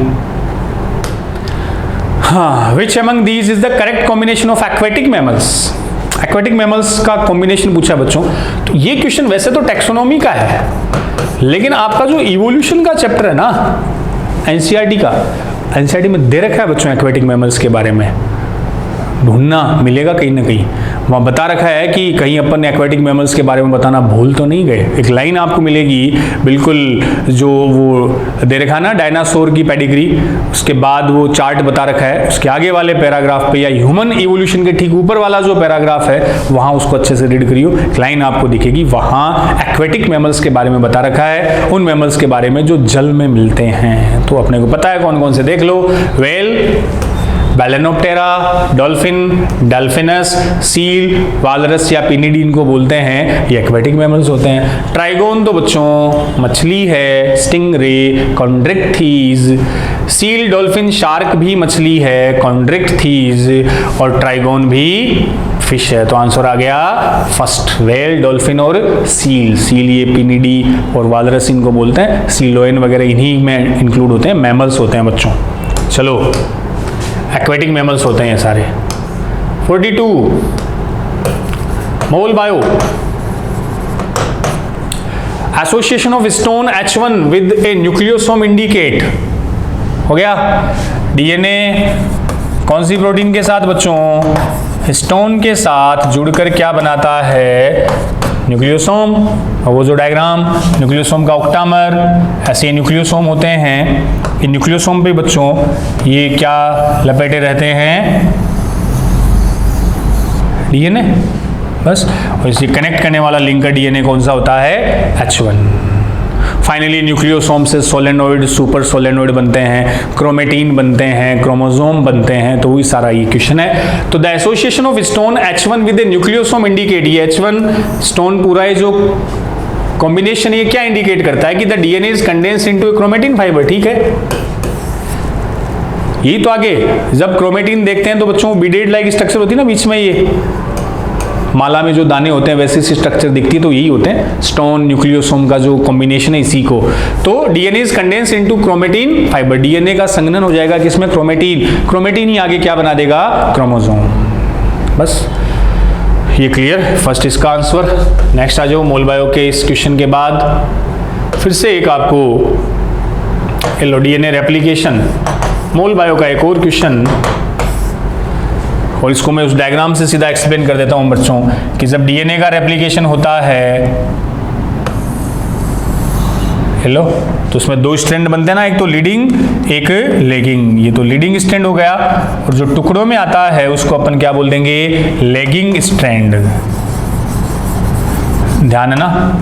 और ये यहां बात कर रहा है किसकी, ओकाजाकी फ्रेगमेंट की बात कर रहा है। ये 523, ये 523, बस।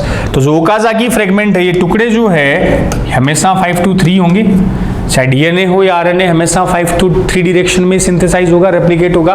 तो ये कह रहा है कि DNA during DNA replication Okazaki fragment are used to elongate. Okazaki fragment ये रे, कौन से सेगमेंट में, कौन से स्ट्रैंड में, लेगिंग।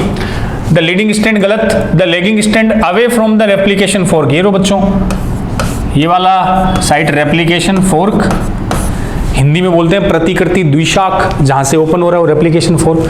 तो रेप्लिकेशन फोर्क से ओकाजाकी फ्रेगमेंट इसकी ओर आ रहे हैं कि इससे दूर जा रहे हैं, अवे फ्रॉम, दूर जा रहे हैं। ओकाजाकी फ्रेगमेंट रेप्लिकेशन फोर्क से दूर, तो ये हो गया ना, the lagging strand away from the replication fork. Clear. तो ये लेगिंग स्ट्रैंड है, और वो जिसमें कॉन्टिन्यूअस होता है इसको बेटा जी हम बोल देंगे लीडिंग स्ट्रैंड। क्लियर। चलो नेक्स्ट क्वेश्चन 44 पर आते हैं। एक और अच्छा क्वेश्चन आपको, ये जेनेटिक्स से कनेक्टेड, इसको अपन बोल देंगे। ये बच्चों पुरानी एनसीईआरटी में जो पीछे सप्लीमेंट्री मटेरियल दे रखा है वहां से क्वेश्चन आया, बिल्कुल एनसीईआरटी का है। नई एनसीईआरटी में तो वही चैप्टर के अंदर ही इसको ऐड कर दिया, जेनेटिक्स में बार बार बात आ रही है एनसीईआरटी। तो थैलेसेमिया और sickle cell anaemia cause due to problem in globin molecule synthesis, select the correct statement. तो थैलेसेमिया में बच्चों क्या होता है, और सिकल सेल एनीमिया में क्या होता है, एनीमिया है। थैलेसेमिया आपके पास दो पढ़े आपने, अल्फा और बीटा। एक्चुअल में थैलेसेमिया में बच्चों हीमोग्लोबिन सिंथेसाइज नहीं होता। अगर हीमोग्लोबिन की अल्फा चेन सिंथेसाइज नहीं हो तब तो alpha thalassaemia, beta chain synthesise नहीं हो तो beta thalassaemia. Sickle cell anaemia में आपको पता है आरबीसी की शेप जो है बच्चों, शेप ऑफ आरबीसी कैसी हो जाती है, शिकल सेप्ड, दात्र कोशिका, हांसी आकार।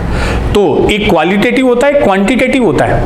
देखो थैलेसेमिया गुणात्मक है कि मात्रात्मक है।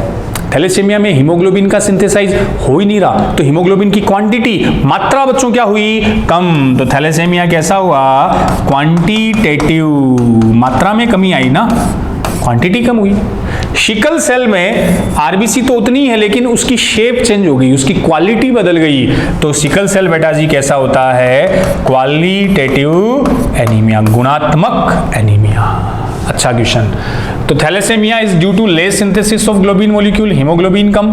Sickle cell is due to quantitative problem of globin. Sickle cell quantitative है कि क्वालिटेटिव, क्वालिटेटिव है। Both are due to qualitative, both are due to quantitative defect, both are due to a quantitative defect in globin chain. तो दोनों quantitative से नहीं होंगे ना, एक क्वांटिटेटिव और दूसरा क्वालिटेटिव। तो thalassaemia is due to less synthesize of globin molecule.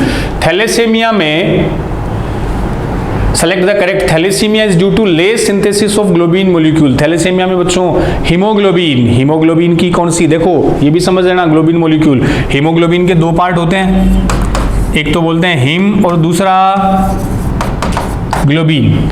ठीक है, हिम तो इसका वो आयरन वाला पार्ट है, ग्लोबिन वाला जो है इसमें 4 पॉलीपेप्टाइड बच्चों चेन होती है, protein alpha, beta, gamma, delta. ध्यान आपको, तो ग्लोबिन का मतलब ये पॉलीपेप्टाइड चेन, तो अल्फा या बीटा नहीं बनेगी तो उसका सिंथेसाइज नहीं होगा। तो ये इसमें कौन सा आ गया, फर्स्ट। क्लियर। तो क्वालिटेटिव क्वांटिटेटिव वर्ड आप ध्यान रख लेना। नेक्स्ट पे आते हैं अपन 45। आ जाओ मोल बायो, सीधा सा spliceosome are not found in cells of. तो स्प्लाइसियोसोम बच्चों ध्यान रखो, याद करो, यूकैरियोट्स में डीएनए से पहले हम बनाते हैं, एमआरएनए से पहले भी क्या बनता है, एचएनआरएनए, हेटेरोजीनस आरएनए। एचएनआरएनए से क्या बना, एमआरएनए, एमआरएनए से फिर बेटा जी क्या बनी, प्रोटीन। तो क्या क्या बोलते हो, डीएनए से एचएनआरएनए बनना ट्रांसक्रिप्शन, हेटेरोजीनस आरएनए से एमआरएनए बनना स्प्लाइसिंग, ये वाला स्टेप कहलाएगा ट्रांसलेशन यूकैरियोट्स में। तो स्प्लाइसिंग का मतलब एचएनआरएनए से क्या बनाना, एमआरएनए। क्यों, अब एचएनआरएनए में बच्चों आपको पता है इंट्रोन और कौन होते हैं, एक्सोन। तो तो किसको हटा दो, इंट्रॉन जो नॉन कोडिंग है उसको हटा दिया, तो एमआरएनए में केवल आपको क्या मिले, एक्सॉन। तो इंट्रॉन को हटाना ही क्या है, स्प्लाइसिंग कहलाता है। यहाँ स्प्लाइसियोसोम इसमें यूज होते हैं यूकैरियोट्स के लिए, बट प्रोकैरियोट में इंट्रॉन होते ही नहीं, स्प्लिट जीन ही नहीं होती, तो वहां स्प्लाइसिंग नहीं होता। प्रोकैरियोट का मतलब यहां कौन, बैक्टीरिया। तो बैक्टीरिया में स्प्लाइसिंग नहीं होगा, ना स्प्लाइसियोसोम, ये केवल यूकैरियोट्स में है। क्लियर। स्प्लाइसियोसोम समझ गए ना बच्चों। बैक्टीरिया में स्प्लाइसिंग होती नहीं है, और यहां वो एक एंजाइम भी आपको ध्यान हो, वही आरएनए वाला एंजाइम यहां भी बच्चों अपन यूज करते हैं, स्प्लाइसियोसोम। क्लियर है। तो आंसर इसका सेकंड, बैक्टीरिया। चलो अगले क्वेश्चन पर चलते हैं बच्चों। क्वेश्चन 46, इसको अपन चाहे टिश्यू से मान सकते हो, बोन से रिलेटेड क्वेश्चन है बच्चों ये, कि hypersecretion of growth hormone in adult doesn't cause further increase in height because. अब देखो अपनी जो हाइट बढ़ती है ना, उसके लिए एक हार्मोन भी अपने को पता है बच्चों, पिट्यूटरी ग्लैंड से आता है ग्रोथ हार्मोन, इसको अपन सोमेटोट्रोपिक हार्मोन भी बोलते हैं, वो अपनी हाइट बढ़ाता है। और मैं ऐसे बोलूं तो ग्रोथ हार्मोन बोन्स की हाइट को बढ़ाता है। बोन्स बच्चों बढ़ेगी, हड्डियां बढ़ेगी, तो अपनी हाइट भी बढ़ेगी। लेकिन अपने को पता है कि फिक्स एज के बाद में हाइट नहीं बढ़ती। उसका रीजन देख लो क्या होता है, कि जो अपनी बोन्स है, हड्डियां बच्चों, बोन्स के 3 पार्ट होते हैं। एजेज वाले पार्ट को बोलते हैं एपिफाइसिस। बीच वाला जो एक छोटा पार्ट होता है, इसके लिए वर्ड आता है बच्चों मेटाफाइसिस, और बाकी जो इसका मिड वाला पार्ट है उसको डाइफाइसिस बोलते हैं, सॉफ्ट जिसको बोलते हैं। तो बोन का एपिफाइसिस, बीच में मेटाफाइसिस, और ये कौन सा, डाइफाइसिस। अब बेटा जी देखो, ये जो मेटाफाइसिस है इसमें प्रेजेंट होती है एक एपीफाइशियल प्लेट। एपीफाइशियल प्लेट, एपीफाइशियल प्लेट जो है इसकी सेल्स डिवाइड करके, रेगुलर डिवाइड करके बोन्स को इलोंगेट करती है, दीर्घित करती है।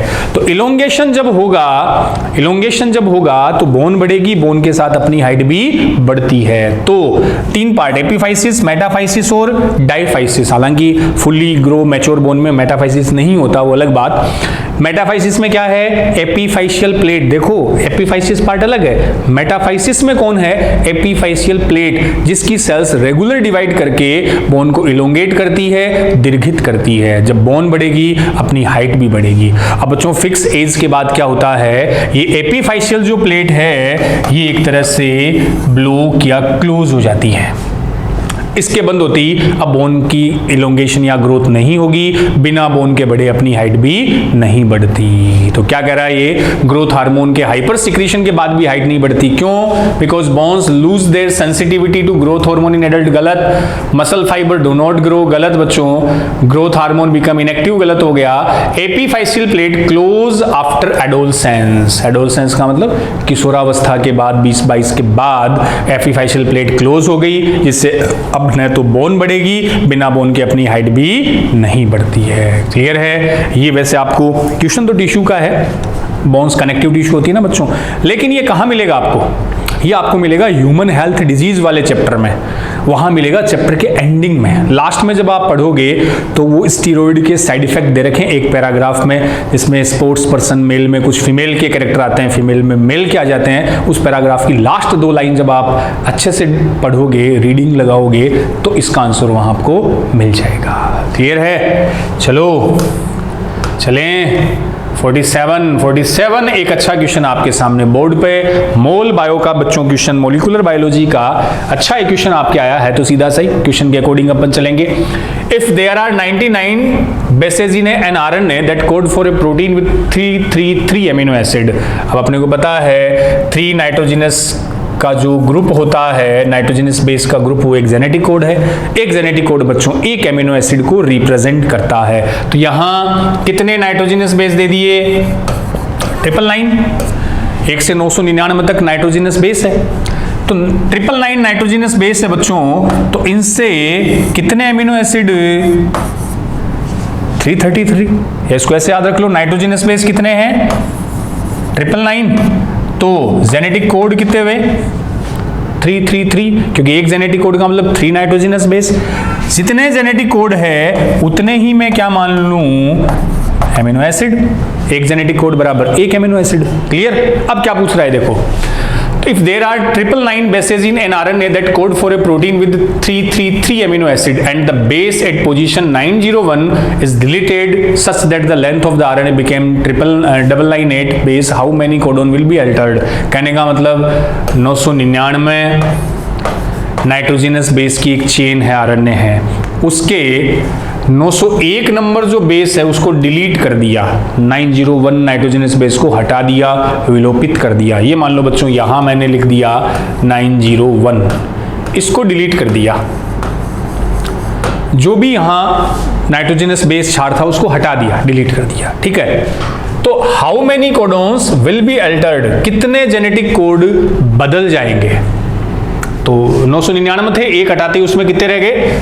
998 बच गए। अब कह रहा है कितने कोडोन चेंज हो जाएंगे, अल्टर का मतलब बदल जाएंगे। ध्यान से सुनना, अब देखो 1 से लेके 900 तक कौन सा हटाया है? 901 हटाया है, 901 हटाया ना। तो बेटा जी 1 से लेकर 900 तक क्या जेनेटिक कोड बदलेंगे? नहीं बदलेंगे, वो तो वैसे ही रहेंगे। 901 के बाद वाली तो बदलेंगे।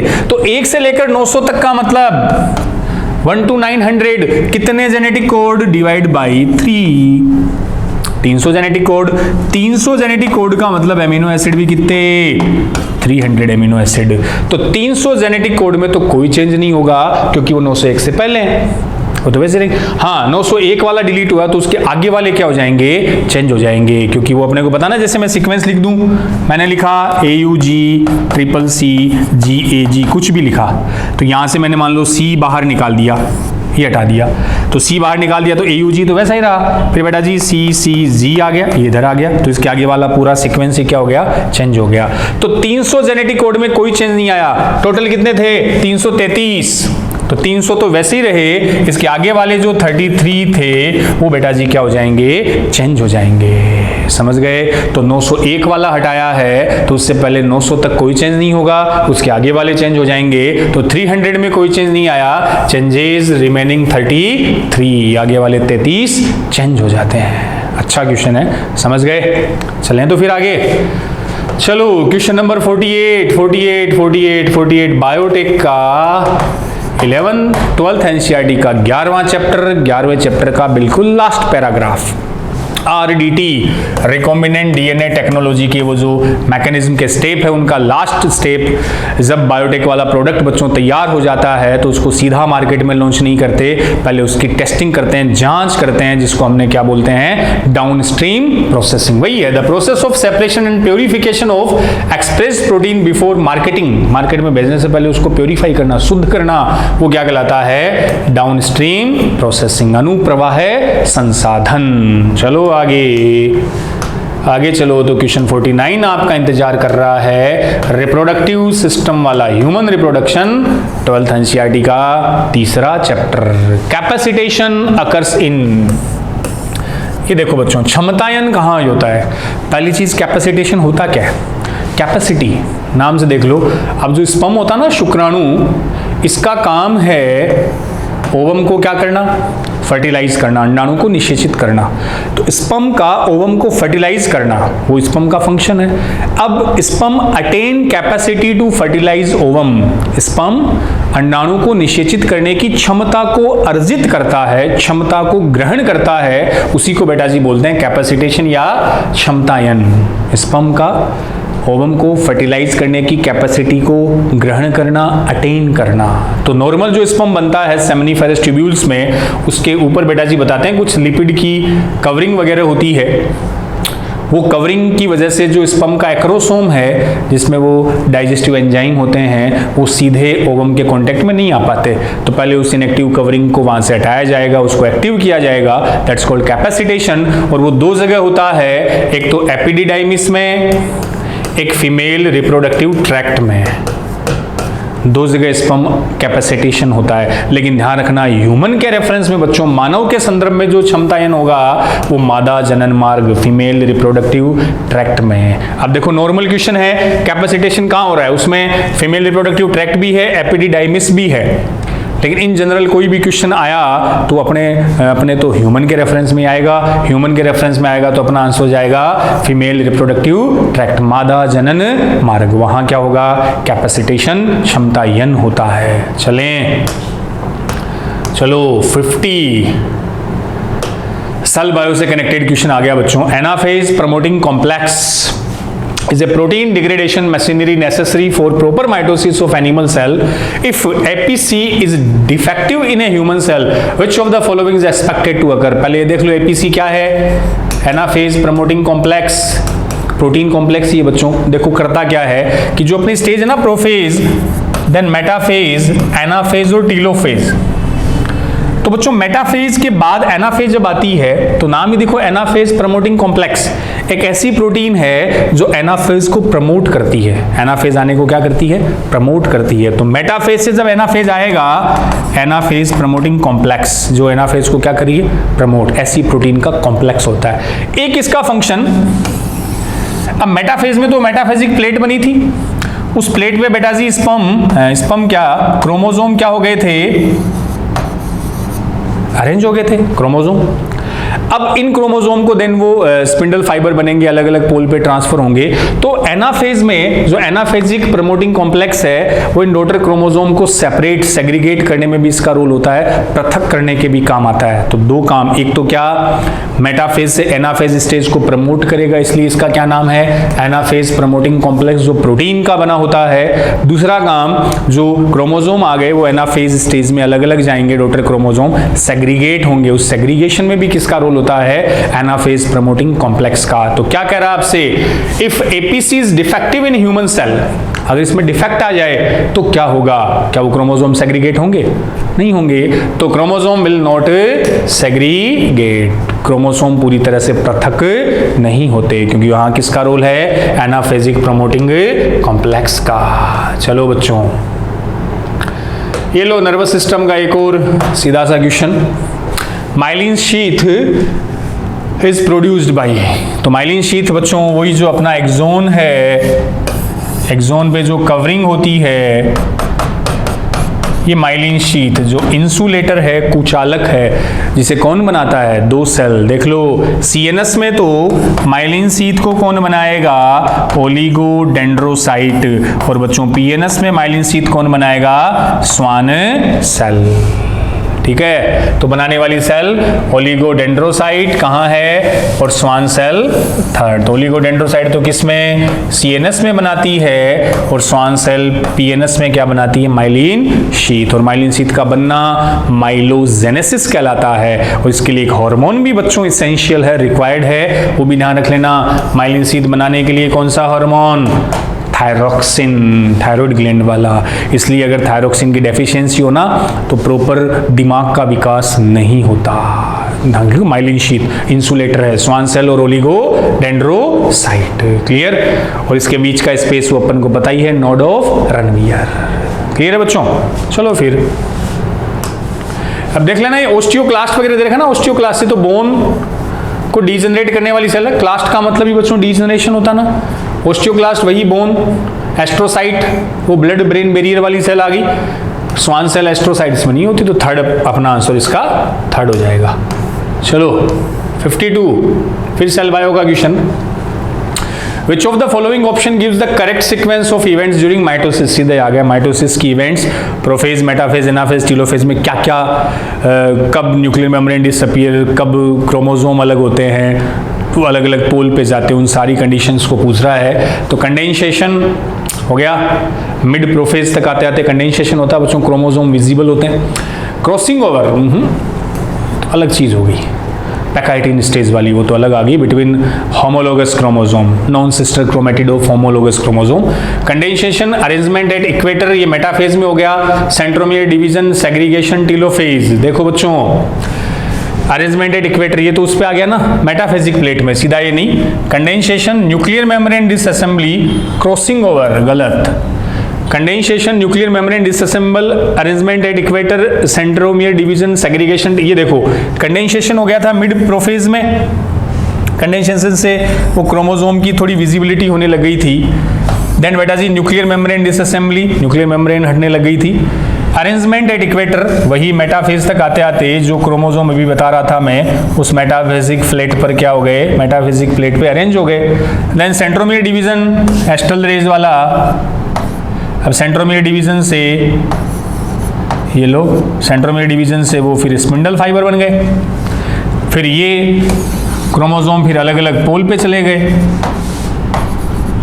अलग अलग पोल पे चले गए, सेग्रीगेशन हुआ, देन फाइनली टीलोफेज, वो डिवाइड हो जाएगा। तो फोर्थ आ रहा है कंडेंसेशन, मिड प्रोफेज में nuclear membrane, late prophase, prophase के लास्ट तक आते आते ये हो जाएगी।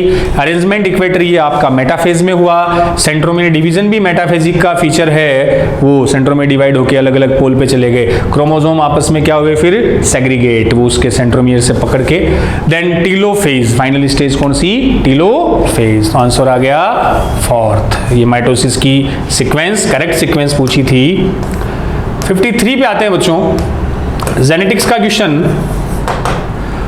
A disease caused by N autosomal primary non disjunction is, in disease से भी हर बार लगभग क्वेश्चन आ जाता है। 3-4 दे रखिए आपके, क्लाइनफेल्टर, टर्नर, डाउन सिंड्रोम, उसी से बच्चों क्वेश्चन बन जाता है। देखो ऑटोसोमल पूछा है, ऑटोसोम समझ गए ना, 1 to 44 तो ऑटोसोम है, और जो सेक्स क्रोमोसोम है बच्चों X और Y वो एलोसोम होते हैं। तो ऑटोसोम की बात कर रहा है, XY की बात नहीं कर रहा है, ठीक है। तो टर्नर सिंड्रोम तो 44 + X 0 है, एक X कम हो रहा है तो वो तो एलोसोम हो गया, सेक्स क्रोमोसोम हो गया। Sickle cell anaemia 11th chromosome ये अलग ही हो गया, ये नॉन डिसजंक्शन से नहीं होता, उसमें क्रोमोसोम की नंबर नहीं बढ़ रही ना कम हो रही है। डाउन सिंड्रोम ट्राइजोमी बच्चों, कौन से क्रोमोसोम? 21st chromosome. 21st क्या होता है? ऑटोसोम होता है, इसलिए आंसर थर्ड आ जाएगा। डाउन सिंड्रोम जिसको मंगोलिज्म भी बोलते हैं, मेंटली रिटार्ड, मंगोलिज्म भी डाउन सिंड्रोम। क्लाइनफेल्टर में 44 + XXY, X बढ़ रहा है तो वो ऑटोसोम नहीं, ये बेटा जी क्या है? एलोसोम। तो यहां कुछ बच्चे कंफ्यूज हो सकते हैं, ऑटोसोम का mean other than sex chromosome. तो आंसर आ गया थर्ड, डाउन सिंड्रोम। क्वेश्चन 54 पे आते हैं, फिर से रिप्रोडक्टिव हेल्थ वाला, इस चैप्टर का तीसरा क्वेश्चन आ रहा है आपके सामने, देख लो। तो कॉपर रिलीजिंग आयोडीज क्या करती है? वही कॉपर टी, कॉपर 7, मल्टीलोड 375, इनसे बेटा जी क्या रिलीज होता है? कॉपर। ऐसा सा क्वेश्चन एक बार फिर 19 में अपने सोल्व कर चुके।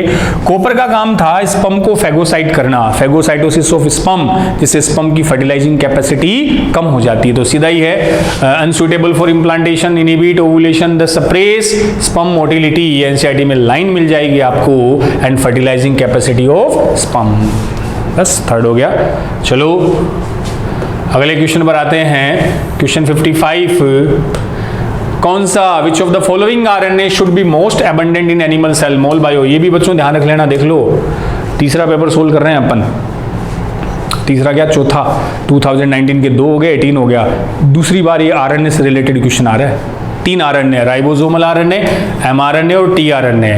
ये एक क्वेश्चन आपको आरएनए से मिल जाता है। अमाउंट के बेस पर बात करा तो सबसे ज्यादा आपको पता ही है कौन सा, आरआरएनए, फिर टीआरएनए, और सबसे कम कौन सा होता है? एमआरएनए। लगभग 80% तो आपका राइबोसोमल आरएनए होता है, 15 के लमसम टीआरएनए, सबसे कम एमआरएनए। तो मोस्ट एबंडेंट सबसे ज्यादा आरआरएनए, राइबोसोमल आरएनए, वही जो न्यूक्लियोलस में बनता है, ये भी पूछा हुआ है। चलो बेटा जी 56, मेंढक, फ्रॉग्स का क्वेश्चन जनरली, वैसे तो नीट में फ्रॉग सिलेबस में नहीं है, लेकिन बच्चों फ्रॉग, कॉकरोच है सिलेबस में, लेकिन फ्रॉग और ह्यूमन सिस्टम से कनेक्टेड क्वेश्चन बहुत बार पूछ लिए जाते हैं। तो मैंने फिजियोलॉजी, जब ह्यूमन फिजियो अपन पढ़ते हैं, उसमें इंपॉर्टेंट चीजें अपन ह्यूमन और फ्रॉग को कनेक्ट करके मैं आपको बता देता हूँ। फ्रॉग के 2 क्वेश्चन एक और मिलेगा इसी साल, 2 क्वेश्चन फ्रॉग से कनेक्टेड आ गए थे। तो ह्यूमन फिजियोलॉजी जो अलग अलग सिस्टम है, उनको और फ्रॉग के कंपेरेटिव से रिलेटेड क्वेश्चन आपको मैंने नोट्स में भी करवा रखे हैं ना, उनसे जनरली क्वेश्चन बन जाते हैं। तो यहाँ फ्रॉग के हार्ट का क्वेश्चन आया था, हालांकि आप ह्यूमन से भी कनेक्टेड इसको कर सकते हो जाएगा ये तो, कि frog heart when taken out of the body continue to beat for some time, select the best option from the following. Frog है कोर्डेट, और कोर्डेट में बच्चों हार्ट, अपना हार्ट कैसा था? मायोजेनिक था ना। हार्ट में 2 बताते हैं अपन, मायोजेनिक और न्यूरोजेनिक। मायो का मतलब मसल्स, कार्डियक मसल, न्यूरो का मतलब न्यूरॉन। तो जो इंसेक्ट होते हैं, कॉकरोच का हार्ट तो न्यूरोजेनिक था, कोर्डेट का हार्ट बच्चों मायोजेनिक होता है, ठीक है ना। तो ह्यूमन, फ्रॉग, इन सब के हार्ट मायोजेनिक है। मायो का मतलब हार्ट बीट कौन स्टार्ट करेगी? कार्डियक मसल, ऑटो एक्साइटेबल, ऐसे नोड। तो अपना हार्ट या फ्रॉग का हार्ट बॉडी से बाहर निकाल दें तो भी कई देर तक बीट करता रहेगा, क्योंकि वो ऑटो एक्साइटेबल मसल्स उनमें होती है। तो वैसा ही क्वेश्चन है, ह्यूमन से कनेक्टेड ये क्यों बीट करता रहता है। फ्रॉग इज ए पोइकिलोथर्म, असमतापी होता तो है लेकिन इसका हार्ट से कोई कनेक्टेड नहीं है, हम होमोथर्मल है, अपना भी बीट करता है। Frog doesn't have any coronary circulation, गलत, कोरोनरी सर्कुलेशन तो होता ही है, प्रेजेंट हो गई। Heart is myogenic in nature, correct बेटा जी, मायोजेनिक हार्ट होता है कोर्डेट्स में, मसल्स वाला हार्ट। और हार्ट इज ऑटो एक्साइटेबल, वही ऐसे node auto excitable, self generate करता रहेगा एक्शन पोटेंशियल। तो अगर हार्ट को taken out of the body भी ले आए तो कंटिन्यू बीट करता रहेगा। तो मोर प्रॉपर आ गया C and D, C and D आपको मिला सेकंड ऑप्शन में, तो आंसर हो गया इसका सेकंड। क्वेश्चन आए 57, डीएनए फ्रेगमेंट्स आर, सीधा क्वेश्चन वही, बायोटेक मोल बायो कहीं से कनेक्ट कर लो, जो मैं बता रहा था। डीएनए पे बेटा जी चार्ज कैसा, नेगेटिवली चार्ज, और उसका रीजन भी आपको बताया था, प्रेजेंस ऑफ फॉस्फेट। तो नाइट्रोजनस बेस, शुगर और फॉस्फेट। फॉस्फेट वैसे कौन सा एसिड देता है, H3PO4, फॉस्फोरिक एसिड। क्लियर। हाँ ये न्यूट्रल, देखो केवल डीएनए नहीं, डीएनए के साथ बेटा जी हिस्टोन प्रोटीन आ जाए ना, डीएनए पर नेगेटिव चार्ज होता है, स्टोन पर कैसा होता है, पॉजिटिव चार्ज होता है, क्योंकि स्टोन कौन सी प्रोटीन, एल्केलाइन, वही हलाल से बताता हूं ना मैं, बेसिक एमिनो एसिड। एल्केलाइन याद रख सकते हो, हिस्टिडीन, आर्जिनिन और लाइसिन, इनसे तो पॉजिटिवली चार्ज वो हो गया, और डीएनए पर चार्ज होता है नेगेटिव। ओवरऑल वैसे न्यूट्रल होता है, केवल डीएनए की बात है तो नेगेटिवली चार्ज्ड। लास्ट क्वेश्चन 58, वही फ्रॉग वाला क्वेश्चन आ गया, मैं आपको एक्सरी ट्री में करवाता हूं, बाकायदा पूछा गया पहले भी एक बार AIPMT में, इंपॉर्टेंट है। Male frog, select the correct route for the passage of sperm in male frog. ये जो स्पर्म का रूट है बच्चों, ह्यूमन में भी कई बार आ गया, स्पर्म का पाथ बहुत बार पूछा गया है, सेमनिफेरस ट्यूब्यूल्स, देन वो रेटिटेस्टिस, वास एफरेंशिया, एपिडिडाइमिस, वास डेफरेंस, वो भी बहुत बार है। फ्रॉग का क्वेश्चन भी 2 बार आ चुका, ये वाला इससे कनेक्टेड, ठीक है। तो फ्रॉग में, मेल फ्रॉग में आपको बताता भी हूं कि जैसे वहां बच्चों जो टेस्टिस होता है वो किडनी से कनेक्टेड होता है, फ्रॉग में टेस्टिस और किडनी फंक्शनली कनेक्टेड होते हैं। तो टेस्टिस से जो डक्ट आती है वो तो हो गई वास एफरेंशिया, क्या हुई बच्चों, वास एफरेंशिया। किडनी में आने के बाद यहां एक कॉमन डक्ट वो बनती है बीडर कैनाल, इसको हम क्या बोलते हैं, बीडर्स कैनाल। वहां से ये डक्ट बाहर आती है, किडनी से वैसे तो बाहर यूरेटर आती है, यूरेटर जो यूरिन लेकर जाएगी, लेकिन मेल फ्रॉग में बच्चों इस डक्ट से यूरिन भी आएगा, बिकॉज किडनी से आ रही है, और ये टेस्टिस से भी आ रही है तो स्पर्म भी लेकर आएगी। अब अपने को पता है यूरिन और स्पर्म दोनों आए तो हम इसको कंबाइनली बोल सकते हैं यूरिनोजेनाइटल डक्ट। मेल ह्यूमन में यूरिथ्रा को बोलते हैं यूरिनोजेनाइटल, यहां यूरेटर, यूरिनोजेनाइटल डक्ट। और फ्रॉग है बर्ड्स, रेप्टाइल और एम्फीबिया में फाइनल पोर एनस की जगह होता है क्लोएका, ध्यान आया, क्लोएका से यूरिन, गैमेट्स और वो जो फिसेज है वो एक ही पोर से बाहर आते हैं, उसको क्लोएका अवस्कर बोलते हैं। तो पाथ क्या, स्पर्म किस में बने, टेस्टिस, टेस्टिस से वास एफरेंशिया, किडनी, किडनी की बिडर कैनाल, फिर यूरेटर, और यूरेटर के लिए यहां सही वर्ड क्या है, यूरिनोजेनाइटल, बिकॉज यूरिन और स्पर्म कॉमन पाथ इसी से बाहर आता है। तो देख लो, testis, vas efferentia, Bidder canal, ureter, गलत। Testis, vas efferentia, kidney, Bidder canal, urinogenital duct और finally cloaca. Testis, Bidder canal, kidney, ये उल्टा दिया, testis, vas efferentia, kidney, seminal vesicle. तो बेटा जी आंसर यहां चला गया सेकंड। अब देखना एक छोटा सा मैं डिफरेंस यहां बता दूं, ये जो यूरिनोजेनाइटल वर्ड लिखा ना मैंने, मेल में भी ये होता है, अपने ह्यूमन में भी,